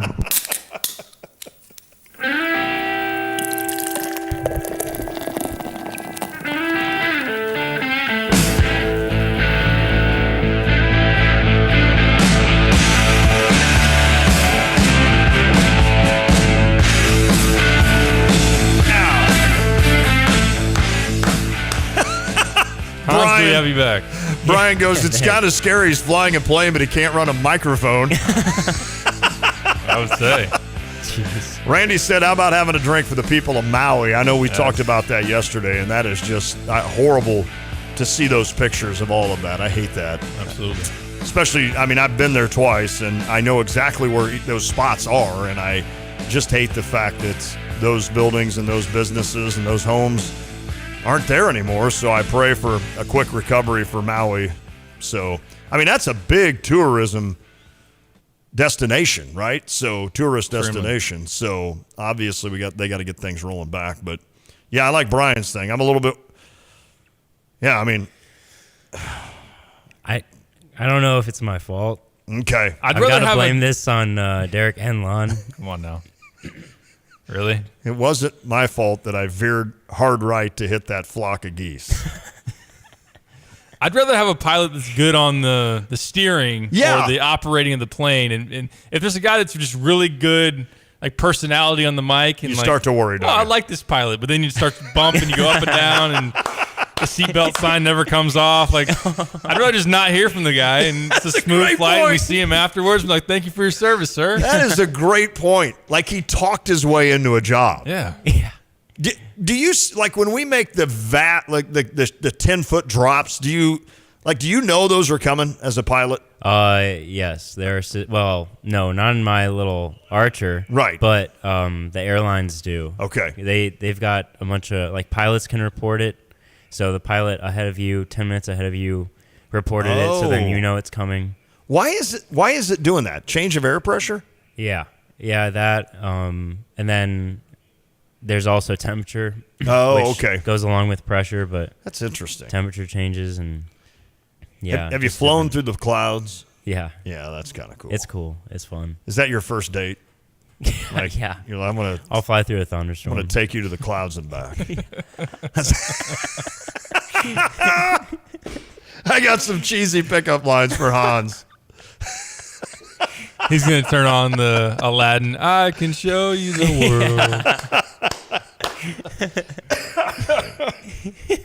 Oh, man.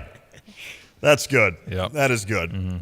Hey, you have been watching Hard I watched Knocks. the first episode. We have teased this for 3 days. It's unfortunate because I'm not going to have somebody to like, I saw that too or whatever. But people out there, I'm sure heard it. But we can talk a little bit about it. It ties into maybe a broader conversation about the Jets in general, which I think I listed them earlier in the week. Yes, my you did. most intriguing team in the NFL. Hans, like Kyle, that's really, we only hire Dolphins fans around here. Right. Both rooting for Miami. So I'm sorry, Hans, if I offend you by talking.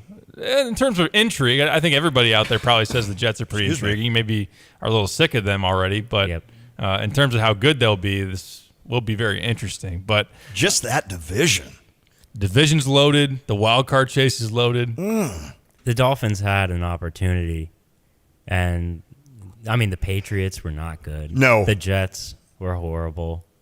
Bills were so good. Bills were good. I mean, they're so good, but they had a chance. And now it's like, well, good luck. Yeah. But the Dolphins have players. Mm-hmm. I could see it happening. I have a futures bet on them. Oh, so. Okay. Well, I want to know in this Hard Knocks, who kind of steals the show? How's Aaron Rodgers on that? That's the thing. So Rodgers was the most vocal of anyone on, we don't want this. This is being forced upon us. It's shoved down our throats. And literally the first 20 minutes of it is an Aaron Rodgers gush session. Like they're just gushing all over Rodgers. It's his show. And he looks like somebody that absolutely loves it. Yep. So it's just very funny that that's kind of the way it goes. And one of his lines early on is he turns to the cameraman and goes, I'm going to give you some good stuff today. That's kind of cool. It is. I mean, Was it like The Office? Like, did he look at the camera and like they zoom in on him? He's like, I'm going to give you some good stuff today. He's walking by as he's about to go in there. That'd be funny if he says that and then all of a sudden they cut to a receiver and the receiver's just giving that look like. No, they adore him. They act like Aaron Rodgers walks on water, which I bet. It's both a glorified Aaron Rodgers session, but also they're dogging Zach Wilson, like not directly, but it's like we've never seen. It's like they've never seen a real quarterback before. Like, that's man, he's cruel. doing stuff that that we've never experienced. We didn't know you could do that. That's cruel. And all the way they talk about him and act, like it's all like indirectly taking shots at what they've had before. Exactly. It's a franchise that's similar that we can relate to, Lon. Yes, we can. That have searched for quarterback after quarterback after quarterback. Who's the best prior to Aaron Rodgers? You think like the last 10 or 15 years, the best quarterback the Jets have had? Oh my gosh! I mean, the one that's taken them the farthest to the AFC Championship game was Mark Sanchez, but he was more of a along for the ride guy. I'm with thinking a back to really good defense. Ken O'Brien back in the day he was a high draft pick. He was in that. What was that class with Marino and Elway? That was it 85 or whatever, where they did ESPN did a 30 for 30 or whatever on that. Vinny Testaverde was pretty good. Yeah, Vinny was good. Did Boomer Esiason ever play for the Jets? No, I don't think so. I don't think he did. I'm going to bring up former Jets quarterbacks. I think the list is going to be pretty comparable to what we've experienced. Gosh. They had Chad Pennington for a little while. Yeah, that's who I'm thinking of. Chad was pretty good. I mean, he was decent, right? Chad Pennington and Josh. There hasn't been many. There hasn't been many with the Jets. I mean, that's just a team that it'll be interesting to see. Like with Sauce Gardner and pretty good running back core. Their wide receivers are decent, obviously, and then Aaron Rodgers, of course. It'll be interesting to see how the Jets handle the intangibles of, hey, we're supposed to be halfway good. Because sometimes when you're not good for a long time, it's hard to overcome that. It's hard to overcome the idea that we're supposed to be good. Like we're supposed to win this close game now. And it's like, are we going to be able to do it? How do you think Aaron Rodgers, you've seen his career. I've got a skewed view. I know. I think that he's awesome. Like as a player, I disliked him for a long time. I learned it was kind of like so I was a Jordan guy, and then Kobe comes into the league, and you just want to hate on him. Yes. You want to, because everybody's trying to compare and everything. Like he's not that guy. He's not that guy. So really, I as a Bears fan growing up, I actually really liked Brett Favre. Like he was super entertaining, and the Bears probably weren't contenders enough to really dislike him. Then the torch gets passed Aaron Rodgers, and he's got a different personality. And he's all up in your face on all the State Farm commercials with Clay Matthews. The Bears actually start getting good. And I'm like, no, this guy, no, I don't like this guy. And even just as recently, last year said, I own you to the Bears fans, which is the truth, unfortunately. Well, right. I mean, but what I'm getting at is I think he's going to be awesome for them. Okay. And I don't buy last year on paper, his stats were not good. Like even you look at QBR, they weren't. ESPN, I think he was 26th in the league. Wow. Is he a quarterback that gets drafted anymore in fantasy football? Yeah, he should. I mean, he definitely will. I think so too. I mean, hey, we're kind of forgetting Joe Namath. Well, yeah, I'm saying I said in the no, you're right. Last 10, exactly. I prefaced by saying the last 10 or 15 years. Well, they had Ryan Fitzpatrick. Okay, he had a little run. Did he get him to the playoffs or close? Or was that another team? He's played for like 8 teams, hasn't he, Fitzpatrick? Yes. You had Brett Favre, of course. Kellen Clemens. Oh, my goodness. Sanchez, you mentioned. Vinny, Chad Pennington. There's just Neil O'Donnell. I remember him there. I mean, there's just some they've got a bad list of quarterbacks. No doubt. So, yeah. But then you watch Rodgers, and yes, it's a production. They're not going to show you. They wanted to show you that Rodgers is awesome, which I'm not saying that there were like 10 or 15 awful throws that we just cut out of there. Right. I mean, he's ridiculous. I think his release is so quick. He can throw from different angles on the move, all of that. I mean, he just throws dimes, and they were actually talking about like a back shoulder throw, which he's perfect at. I mean, him and Devontae Adams perfected that in the red zone. We'll see the chemistry develop between him and Garrett Wilson, which Wilson's supposed to be a huge breakout type of guy and would target him in fantasy. But one thing that I've thought about, so Brady in a new place gets worn out by Belichick, worn out by a lack of weapons in New England, then goes to Tampa, and he kind of changes his persona, just the way he's thought. Like this is now the fun guy, Tom Brady. He's more likable. I think he was revitalized by going to Tampa. Peyton Manning got a new opportunity, new life in football. Exactly. Post Indianapolis, goes to Denver. He has Demaryius Thomas. He's got Emmanuel Sanders. he was fantastic right off the bat. I mean, they had a really good season that first year. I know that after that, he kind of went from, I think, 37 touchdown passes in year one with Denver, then threw like 50. That's crazy. His next year. That's crazy. And even Brett Favre in Minnesota. I know you spent a year in New York, but we saw a real kind of rejuvenation of him. Yeah, vintage agree. Brett Favre. Yep. So Aaron Rodgers is not as far removed as even some of these other guys that I've mentioned in terms of their prime. Like he's 1 year removed from being the back-to-back MVP. Unbelievable. So you're going to sell me on that he's toast or that he's taking a huge dip. I don't buy it. Mm-hmm. I know he's got the thumb. I'm not going to make all these excuses for Rodgers last year. He did have the thumb issue, which maybe also the young receivers. But maybe he was just someone that just tuned out and said, I'm not going to put in the time with the receivers to build the chemistry. I don't think he was he not in training camp? Yeah, I don't think he was last year or OTA. He was in Hawaii. He wasn't in OTAs or whatever. But that's another thing that's very interesting early on. And it reminds me of like someone going into a new relationship. Yeah. They're also showing that he's a different Aaron Rodgers. Like he is loved by his teammates. He says a line like when they're all huddled up. He's like, at lunch today, talk to your teammates. Make sure you don't sit by the same person. Sit with different people. Let's form a good bond. Oh, It's funny because in the offseason, you even hear former players are real divisive on how they think about him. Some love him, some hate him. Yeah. There's been a lot of crap talking that some of his former receivers have done. Sakes. But even like Romeo Doubs last year said, we never saw Aaron outside of the facility. He didn't care to hang out with us or spend any time with us. He is totally, this is the second time I've said this, and it's weird, throwing shade at the Packers, right? Yes. He's pissed at them.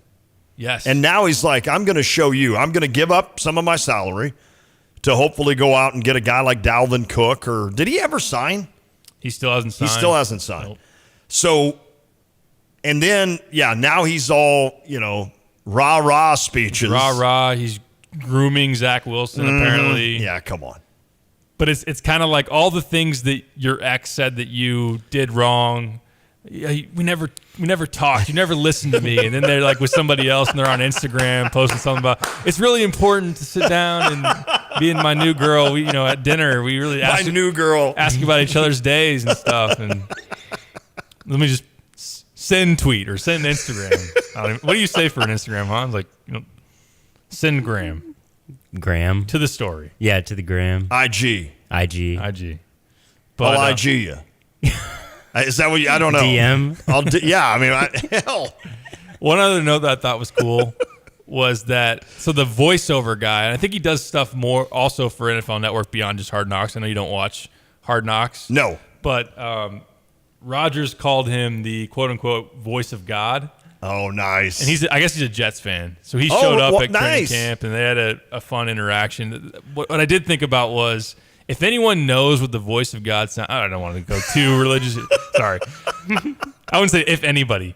But Rodgers should probably know what the voice of God sounds like because he was in a dark cabin for 3 days by himself. That was probably the only person he could talk to. That's right. And he probably started thinking he was hearing him. I know I probably just offended somebody. But I'm sure Piper just said that if anybody's going to know what God sounds like. It's Aaron Rodgers. He does own you.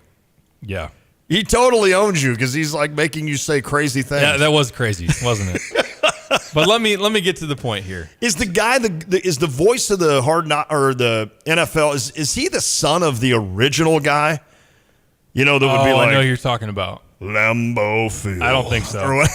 That guy was the epic voice. But I do think that his son still does some stuff, right? For NFL Network. Yes, I think NFL Films guy got passed on. Yeah. Within the family, keeping it in the family. Who was the voice of NFL Films? That was incredible. I love watching those things. Yeah, John Facenda. I couldn't think of his name. John Facenda. He passed away in 1984. So, yeah, he was awesome. All right. I almost want to, when we come out of the next break, hear a little 100%. John Facenda in Lambeau Field. I can't even get close to doing it. It's unbelievable how well he does it.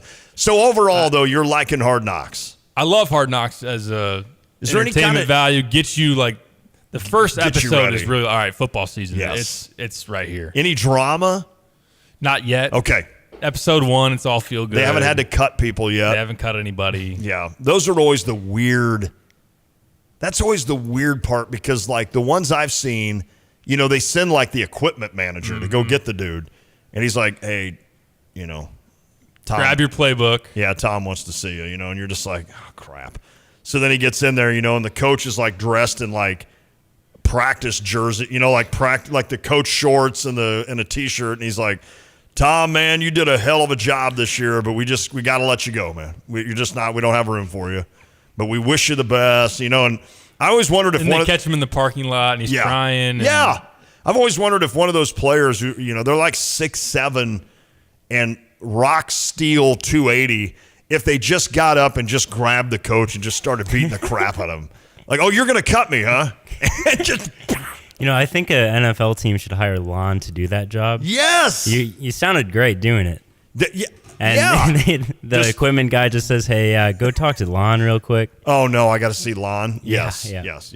Who's Lon again?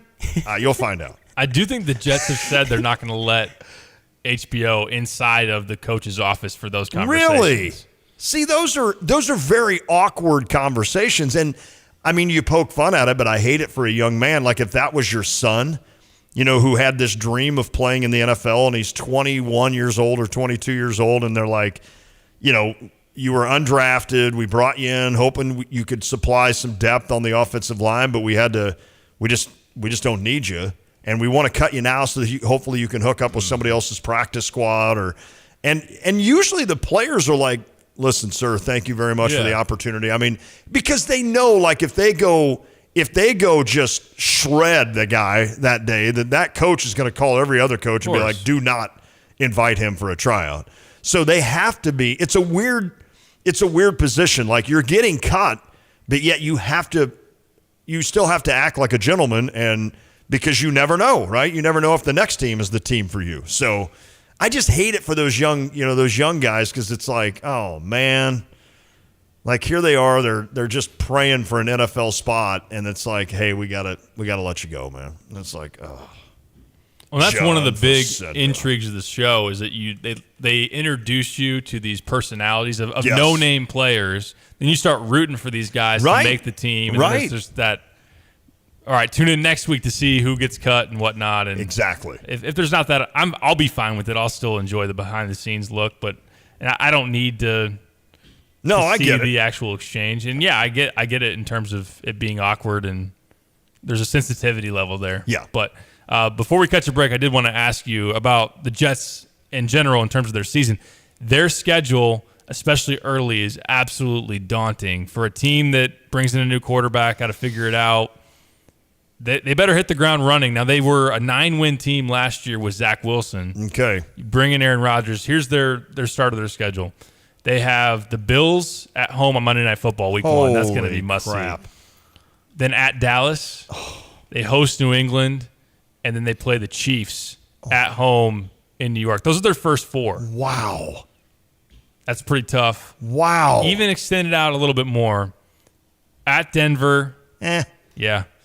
Philly at home. Oh, my goodness. Bye week. At the Giants, host the Chargers. Oh, my goodness. And at that point, you still have to go to Buffalo, and you still have to play the Dolphins twice. My goodness. Okay. Well, welcome to the AFC. That's the AFC for you. It is loaded. I bet everybody's schedule looks like that. In that division especially. I mean, it's just knowing you're playing Buffalo twice and Miami twice. Wow. I mean, imagine being New England. Nobody feels sorry for you.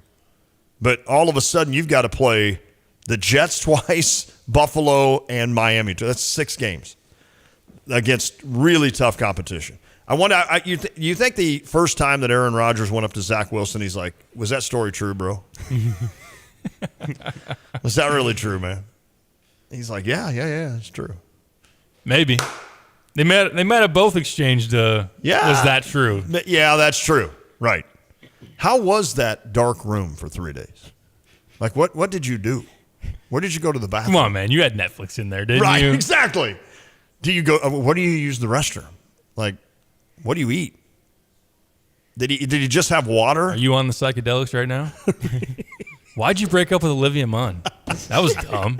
What's that under your tongue? Why is the room spinning? Our Zach Wilson, this has been another of the Zach Wilson, Aaron Rodgers conversation. That should be a Saturday Night Live skit. Hey, bro. Was that true? Let's talk some Illinois football. Let's do so. Hey, by the way, Illinois basketball. Well, let's come back with that. I want to know from you when they play again, and, is there anything coming out of Spain? Any buzz? Any buzz? Is Damas going to play game 3? I doubt it. Okay. I would say no. He's just having a time right now. They had dinner on the beach that they tweeted out. They did? Yesterday. Oh, man. They had a beach day following their game on Wednesday, and then had like a nice seaside relaxing meal. Yeah. Good for them. Good for them. Good for them. They work hard enough. They deserve that. So, but no, we'll talk a little Illinois basketball and then get to some football. Sounds good. If you want to weigh in, you can. 217-359-2255. This is The Drive. Experience food, drinks, and fun at the grand reopening of Champaign's favorite sports bar, Pia's. Whether you're up for their famous Slugger Burger, never-ending nachos, having a drink with your friends, or watching your favorite sports team, Pia's has you covered. After the forced renovation undergone on the local pub, it's the perfect time to celebrate a return to normal and bring the community together. Don't miss the grand reopening at Pia's, 1609 West Springfield Avenue in Champaign. Join the Urbana Park District for the 25th anniversary of the Wandale Sculpture Garden on September 15th at Meadowbrook Park. The fun starts at 3:30 with refreshments followed by the rededication ceremony. At 5 o'clock, there's a walk through the Sculpture Garden. Listen to great jazz music at various stations along the way. The Wandale Sculpture Garden, a local jewel in public art.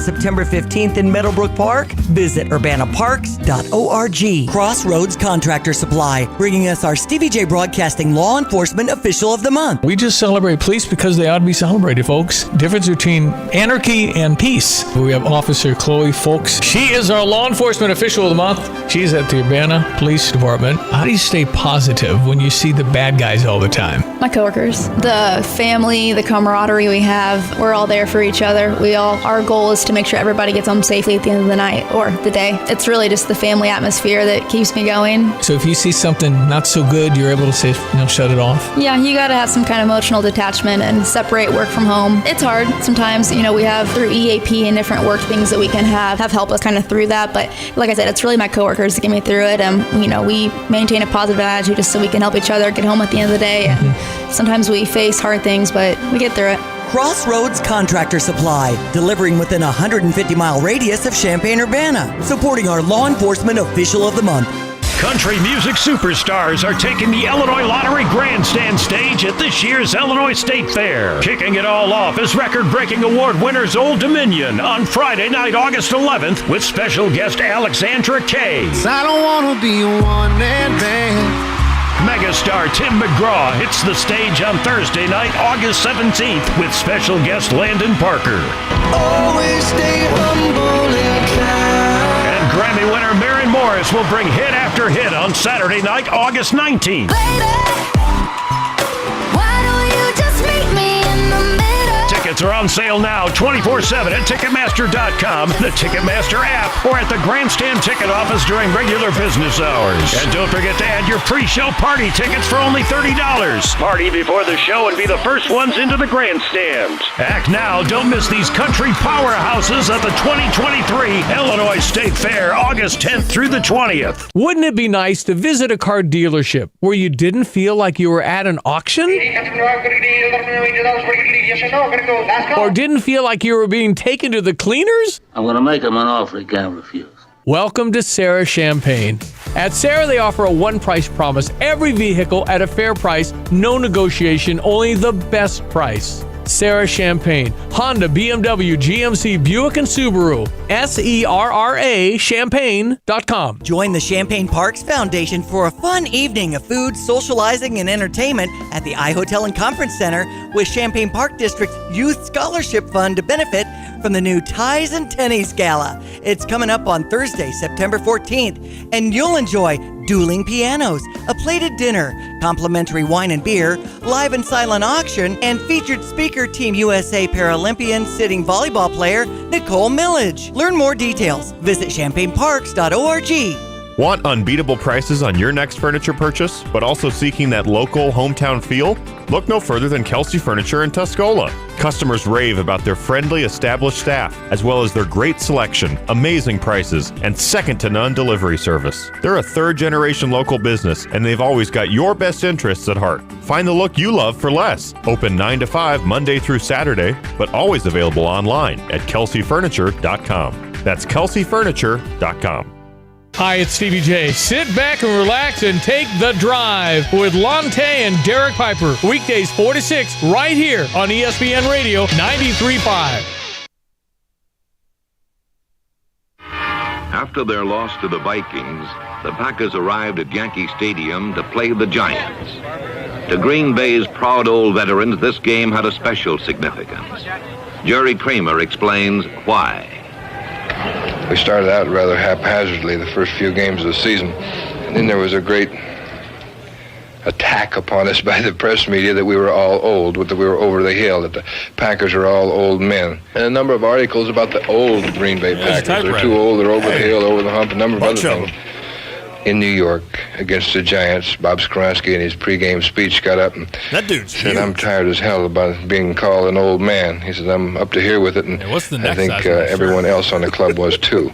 We were a little mad, not particularly at the Giants, we're here to hear John Valenti. More so than anybody else. And we had a little something to prove. A little long-winded. They inspired us. They gave us a reason to play.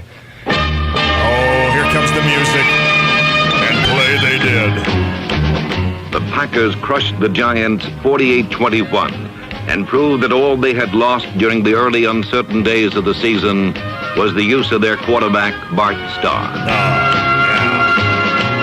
I love that, man. There you go. He was nicknamed the Voice of God. That's like, who's the guy? This guy? No. Yeah. Oh, really? I'm reading it right here. Wow. So Rodgers was giving it to somebody else. Yeah. Can't do that. Man. He was the perfect match for the highly dramatic nature of the footage he narrated and earned him the nickname, the Voice of God. Who's the other guy that was in Bull Durham or whatever? Well, there's Morgan Freeman. Well, there's Morgan, and then who was the? Come on, he was like he had the voice in Bull Durham.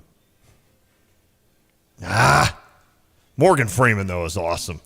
Just hearing him like. Well, I know in Field of Dreams, who is that? No, that's who I'm thinking of. Not Bull Durham. Lon, Field of Dreams. Yeah, you're on to the Darth Vader voice. Yes, exactly. James Earl Jones. Thank you. Yes, Good call, Diane. Yes. I would always do that with Lucas. When he was a baby, I'd walk into the crib and I'd be like, "Luke, I am your father." My favorite with Lucas was when he was like 4 years old and he played hockey. But we had to be up there at like 5 a.m. to get dressed and everything to be on the ice at like 5:30 because that was the only time we could get ice time. And so we had to leave Villa Grove at 4:30 in the morning, right? So it's like 4:15 a.m. on a Saturday, and he's 4 years old. And I'd go in there, and he'd be on his stomach, and I'd put one hand on his butt, the other one on his back, and I'd start kind of bouncing him in the bed. And I'm like, starting defenseman for the Champaign Chiefs, number 27. And I'd do the old Lucas. And he'd be like, "Dad!" Oh, he would get so mad at me. I'm like, "Hey!" I'm like, "Hey, got to get up." Then I'd run out of the room. Oh, he would get so mad at me. Man. Lucas. Yeah, that was fun. All right. What's the secondary going to be like? Did we say we would talk Illinois basketball? When do they play? They play Sunday morning. Okay. It'll be 5 a.m. Champaign time. Oh, when that game tips. No word yet as far as a stream goes. Okay. I don't know if we will have that option. They're going to be in Barcelona. I might skip that one. They're playing the Catalonia All-Stars. Okay. If there is a stream, I will be up at 5 a.m. watching. This would be the perfect time for you to go into Cade at 4:30 and be like, "Cade, it's time for Illinois basketball." Oh, man. Haley would kill me. Yes, she would. She absolutely would. Yeah, maybe I'll do that with Lucas. Maybe we'll revisit the past. Now he'd just get up and punch me, and I'd be done. I'm like, oh, wait, he's mad. He's literally mad. I could handle him when he was 4. Mm-hmm. Not now. So, all right, so 5 a.m. All right. There's no way to know. The thing about these trips is there's no, like, roster that we can look up, the Catalonia All-Stars, and know really anything about their team. There are a number of other squads over in Europe, Spain in particular, that are playing kind of a similar circuit, so to speak. Like Nebraska played some of the same teams. Iowa just played Valencia. Now, which Valencia they played, I don't know. Was the one that they played? The Illinois played. They beat them by about 35. Ooh. Although I was going to bring this up, Iowa hit 15 threes in their game. They made sure to tweet that out. So apparently the ball didn't affect them too much. Correct. Or the jet lag. Why can Iowa always find 10 shooters? Don't know. There again, I mean, Illinois usually beats them. They don't defend very well. Right, exactly. So they've got their own issues, but, man, one of them is not shooting from deep. It's not. They've always had guys that can hit threes. Always. Well, I mean, they just have shooters. So, I don't know. We'll see. We'll see if Illinois can. Is that the one thing you're looking at on Sunday, thinking, okay, can we make more than 17% of our threes? Yeah. I mean, it's a low bar, right? Just get to 30. Just get to 30%. That's all we're. Just make 3 out of 10. At some point, I mean, you've been over there at that point for 10 days. Yeah. The jet lag thing doesn't really hold up. Well, we had dinner on the beach, and I just knew that was going to throw off our shooting. Really? Some of the guys still had sand in their shoes. Yeah. I wish I was there. Like, I need to join you guys on the beat and just ask the dumbest off-the-cuff questions. I'd love that. Like, Brad, I know you guys struggled again from the outside. How much of it was the beach, you think, the dinner at the beach? How much does that play into maybe a sluggish shooting night? And just stare at him like, boy, you need some some thick skin, man. Oh, man. Yes, it'd be. I've always said it would be funny to, like, punk a coach and just send me in as, like, have you and Werner and, Scott Ritchie and all the crew, like the same crew there, and just have me there, and you guys act like you don't know who I am. And I just throw out the most insane questions. Like, that'd be great. Like, Coach, I noticed. No, I don't even know. And I could think it's just some of the dumbest questions and just, oh, man. On the note of Iowa, we should take you. You could get a media pass yourself. We should take you. We'll sneak you in and want like a. You should apply for a media pass for the Illinois-Iowa game and mess with both Brad and Fran. Oh, man. That'd be awesome. And then I just, like, Derek starts to ask a legitimate question, and I just interrupt you halfway through. You're like, Coach, I saw the guys. Oh, Coach, by the way, I thought of something else. And he'd just be like, and then we know, like, Derek Burson's in on it, so, like, he doesn't do anything to get me out of the room or anything. I think that would be hilarious. Yeah. I think the problem is I've met Brad. Now, Brett Bielema, I've met one time, but it was in passing, right? He's not going to know me. I think we need to do Fran's giving his opening statement after a loss, and Lon's like, boy, this popcorn's good. Fran, you got your ass kicked. That was awesome. Do you get tired of that here? Oh, that'd be awesome. Okay, we better not, though. All right. I mean, I just want the one press pass, and then I don't need any more. You probably wouldn't get any more, but and then, like, Burson walks over and just rips the pass off my neck and says, get out of here. And I'm like, okay. I think this would be. They have, like, even they had their production crew in on it. Yes. Like, so the whole thing gets taped. Man. And then you, like, get Brad and Fran's reaction. And not only that, I'm down on press row during the game, and I'm like, yes, that's what I'm talking about. And I'm just dogging the other team. Because if you don't know, you're supposed to be really, you're calm, let's say. You're not supposed to cheer for any one team. That would be hilarious. I like this idea, Hans. Yes. I like this idea. When DB gets back from Spain, we'll run it by him. And we could start the production with me getting off a Learjet. Now, Hans and I wouldn't actually fly. No. But you would just open the door. You do a circle? Yeah, just circle and come back. And then you're like, "Ooh, who's this bigwig guy?" Yeah. Oh, I like this idea. That's great. I'll be your security guard. Yeah. I mean, I'm not one, but I just have two guys sitting beside me with they're in suits with sunglasses and something coming out of their ear, like a speaker or whatever. And they're like, "Who is this guy?" Hans is rocking the aviators. Yes. And you're like, where'd this guy come from? We just got done with a cross-country flight. And they're these small, skinny dudes, and it's like, is that supposed to be a security guard? People have turned the channel. I probably ought to shut up. Do you want to play this audio? Yeah. Now, Hans did come up with a Who You Got, which we're going to play. Oh, we did. At the very end of this show. That's awesome. Let's hear Antonio. Okay. Antonio Finellis, defensive backs coach, spoke about a position group that is under a microscope. I can't talk. I agree. It's a Friday. I mean, I agree with the not you're talking, but I agree that it's under a microscope. What the hell? It's Friday. Antonio Finellis. Here he is. It's been pretty good, man. Guys are flying around, going out competing, trying to take the drills and implement them into the team segments. Got a couple of veterans of this group. What has Taz meant to this group, and what have you seen from him? Oh, man, he's been great. I mean, the leadership, he's been showing leading by example, being more of a vocal leader. Guys look up to him, so it's been really good. I don't know if we're talking about Prince yet. Prince Ford, what has he brought to the room? How does that kind of go about finding him and getting him? Prince has been good, man. Learning the defense. He blends in really well with the guys going out competing, so excited to see him continue to grow. I mean, you can't look at the DBs on the field and maybe not notice the length just all over the place. I mean, this is maybe the longest group of corners and safeties you've had? Yeah, I'll say the guys are pretty long. I got to look up to everybody. So, but nah, man, whether they're tall, they're short, we're all using the same footwork, fundamentals, and trying to go out there and compete. What can you have, maybe, Brooks and Kareem, just super tall, super long, what advantage maybe does that give them maybe in some matchups? I mean, obviously, you got longer length. You're putting yourself in a good position to be able to play on a receiver,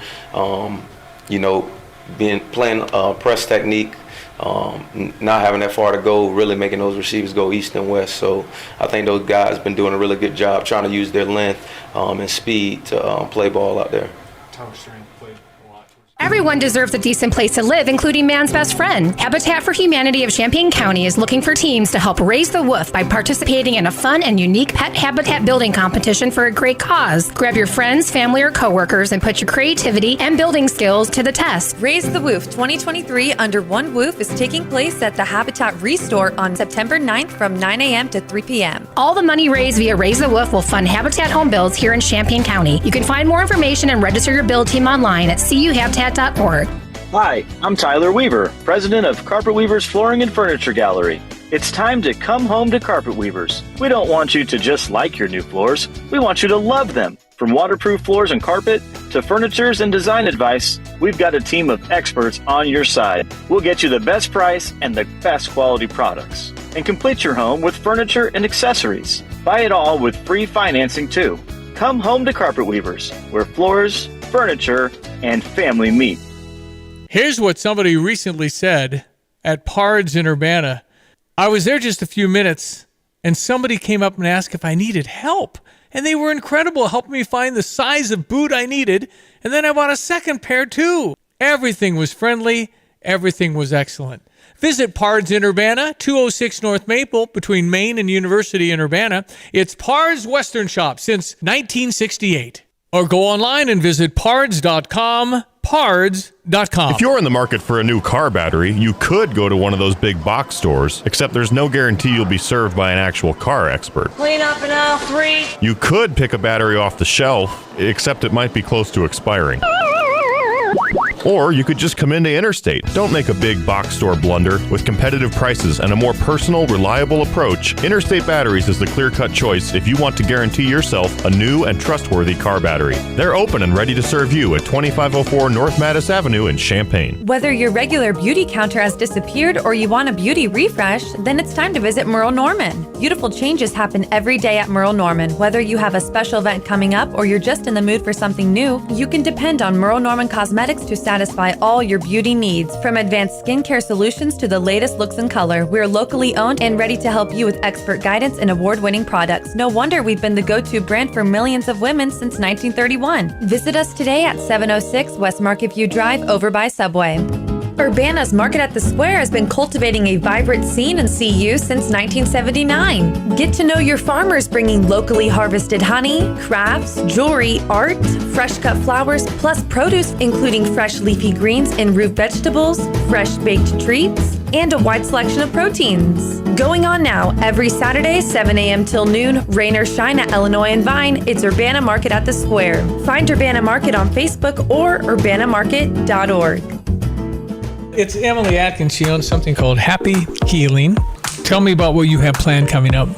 September 9th, we have our spiritual spa day. We have 3 wellness practitioners coming. We have Brenda, who does sound bowl healings with crystal bowls, Drea, who does facials, and we have Emily, who does massages. So we'll be selling tickets, and so you'll have a half hour of each, and then I'll be there and we can make candles too. You can go to the website, happyhealing.us. Hey, Illini fans, it's Mike Greenberg. Catch Lante and Derek Piper weekdays from 4 to 6 right here on ESPN Radio 93.5. Dramatic pause. That's the NFL. Welcome to the Ooh. Hello, and welcome Throwback to Friday. Who You Got? Who you got? Yes. Dramatic. Yeah, I love it. All right, first up, we have basketball Sunday morning at 5 a.m. Illinois versus the Catalonia All-Stars. Who you got? I'm going to say Illinois shoots. Let's put a spread on this. Okay. Illinois shoots 19% from the three-point line, but wins by 26 to go 3-0 on the trip. Okay. Spread would be 22. 22? Yeah. I'll take Illinois. Okay. And I'll lay the points. Okay. Wow. Illinois by 35. Oh, man. Okay. Another big day for Terrence Shannon. I say Dre Gibbs-Lawhorn bounces back. He went 1 for 8 from 3. Yeah, I say he that's hits 3 threes Okay. in this one, 3 or 4. So your player to pick is Shannon. I'm going to go Coleman. I think Coleman gets to 20 points this game. I hope. I do too. He better go off this season. Hans, I assume you have Illinois losing. No, I'm No. sorry. I'm sorry. Shocking. Yeah, the streak has to go on. Illinois wins by 30. Okay. All right, on to the MLB. We have the Cubs versus the Toronto Blue Jays. Javier Assad versus Jose Berrios. Who you got? I don't like Assad. I mean, he's been good for him, but I don't know. I got to see who else is starting this series. It's a big start for him in Toronto. I think Toronto's just a better team, and I think they take 2 or 3 in the series. Are we going 2 and 3 or just tonight? Either way. Let's go series. Yeah. I'll go Toronto wins 2 or 3 in the series. Justin Steele tomorrow against Chris Bassett. And then you also have Jameson Taillon against... Who's pitched well lately? Ryu. Oh, yeah. Who just came back from injury. I was going to say, I haven't heard of him all season. I haven't heard about him. I think the Cubs lose tonight, but win Saturday, Sunday. 2 out of 3 for the Cubbies on the road. 2 out of 3 ain't bad. Next up, we have the Hans, who you Cardinals. taking? The Cubs. Oh, for sweep? sure. Sweep? No, 2 out of 3. Okay. 2 out of 3. Okay. We got the team last in the division right now. Okay, that's nice. And Adam You're talking Wainwright. about the Royals, right? Royals are second to last, actually. I think. I don't think so the Cardinals are playing the Royals. Royals have Dylan Coleman on the mound and Adam Wainwright, and he's trying to go for his 199th show some respect. win. Show some respect. Waino. And say his name right. Waino, I mean, sorry. come on. Goodness sakes. Kansas City is in last by 10 games in the feeble AL Central. Cardinals sweep this 2-game series and then take Sunday off. How weird is that? No game Sunday. Very weird. I say Waino gets to 199, and I say he strikes out 6 tonight. Waino won 2 of his first 4 starts. Is that He's had right? 10 starts since then. Oh. He's won 1 of those. Oh. If he doesn't get tonight, he's not getting to 200. No. I'll say I have to. Can I they- say he wins tonight, and then Matt's tomorrow. Matt's has actually been pretty decent. Friday, Saturday, Sunday, Monday, Tuesday. He'll be able to start against the Royals and the A's. Oh, well. Like, he could definitely beat the this A's. could do it. And that would be at home, right, against the A's for his 200th on like Wednesday. We may have to go down for that game. All right. I think he'll do it. I don't do know. too. That would be within 2 cool, weeks, man. But that would be cool. Yeah. Is that an afternoon game? And I might be shorting him, saying that it's all or nothing tonight. Because a start against the A's, and then you still have all of September. Yeah. But still. Dang it, there's no... It's been pretty bleak for him. We haven't had many afternoon games this year. We like those because we get the day off. Cardinals get both of these games. Sorry to you listeners out there. Waino and then Matt's. Give me. all right, now we're moving on. I've gotten so old now. I just cough on the air. I just burp. Yep. I just sneeze. It doesn't matter anymore. I'm No. just like, blah. Oh boy. We're moving on to some legendary who you got picks here. Okay. We have a leopard versus a baboon. Versus a baboon. Oh, a baboon, man. right? Baboon is baboon. Baboon. You say it baboon. He talked to the baboon, and he said that's how he wanted to be. Yeah.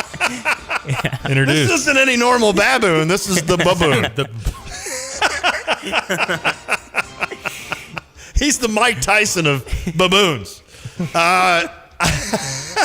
That's what it sounds like when a baboon hits you. Baboon. The leopard is sneaky, right? Yeah. Does a leopard have spots or whatever? And there's some saying out there about that. The leopard will be sneaky and kind of try to come up from behind on the baboon. The baboon, however, is extremely strong. I'm taking the baboon. I think he sees the leopard coming, and at the last minute he jumps up onto the branch and does a twirl like they do in the Olympics, and the leopard kind of runs by him, and the baboon just kicks him about 40 feet and breaks the back of the leopard, and then just goes over and babooms him. So that's what I'm doing. I mean, I'm taking the baboon. The fact that this baboon calls himself Baboon, people that have nicknames for themselves are usually way too conceited, overconfident. That's true. That's true. I think the leopard is going to take. You notice the leopard isn't called leopard or something, right? So he's just going in doing his thing. Okay, so we got one for who you taking? Who you got, Hans? I kind of have to take the baboon. You can call him whatever you want, Hans. I'm not saying you're wrong. I was like, I came all this way just to get made fun of. Right. Well, I mean, he knew he was going to get made fun of. Yeah. It's part of the job. Exactly, yeah. Yeah. That'd be funny if Hans just threw his phone down and came over and just punched me and goes, you know what? I'm not an employee here anymore. I have to take this crap from you. You can't talk like that anymore. Nick just said in 42 years, I've never heard someone pronounce it baboon. Hans, that's where you say you're welcome. Well, you're welcome. You know, I went to Africa, and over there they say baboon. Baboon. So, and it's Africa, by the way. It's not Africa. Africa. Do we have one more? Yes, we have one more. All right, let's go. This is Mark Sanchez in his prime versus Aaron Rodgers. Oh, Mark Sanchez looks like he's got a little bit of the tough, kind of that tough, grew up in a tough neighborhood kind of thing. You think so? No, he's kind of the pretty boy, isn't he? He's got a little pretty boy to him. I mean, he went to USC quarterback. Yeah, I'll take Aaron Rodgers. I'll take Aaron. I bet This Aaron is a was fight? scrappy. Yeah. Oh man. How does he get knocked out? I bet. What's going on? I think Aaron Rodgers, like, he's the skinny guy that just throws. You know, guys that fight that just throw their arms. They really don't have any kind of a formula or a pattern on how they're punching. You know, they're not throwing the left to set up the right. They're just waylaying. They're just throwing haymakers. I think that's Aaron Rodgers, and he just connects with Sanchez. And Mark's like, I don't want to hurt my face, so I'm going down after this hit. That's what happens. Mark is more physically fit. Yeah. I've still got that picture of Rodgers. Oh, jeez. With no chest. It's like this kind of the skinny fat look a little bit. I used to be skinny fat. Now I'm just Yeah, fat. Look at me. I called you fat. Look at me. I'm skinny. They're both California boys. Yeah. Yeah. So they're both going to wear their board shorts. Oh, no yeah. shirt. Oh, yeah. And they're just going to go after The it. white on their nose, I like don't- the tan. I don't really think of Aaron Rodgers as a fighter, though. I don't either. No. But That's a tough one. And we got to go because we got like. I'm going to take Mark Sanchez. Mark Sanchez? Okay. I'll take Rodgers. Okay. Yeah, I mean, he owns you. he owns me, so I hope that he. The betting line moves. Hans, thanks for coming in, man. For sure. Thank you. That's awesome. That is awesome. 217 says, haven't stopped laughing for 30 minutes. Love the drive. Baboon. Thanks to Hans D. It's just a different show when Hans makes his appearance. Can we play the drink thing? I know we're Yep, heavy. I was going to do it. Let's go. One more time to Hans.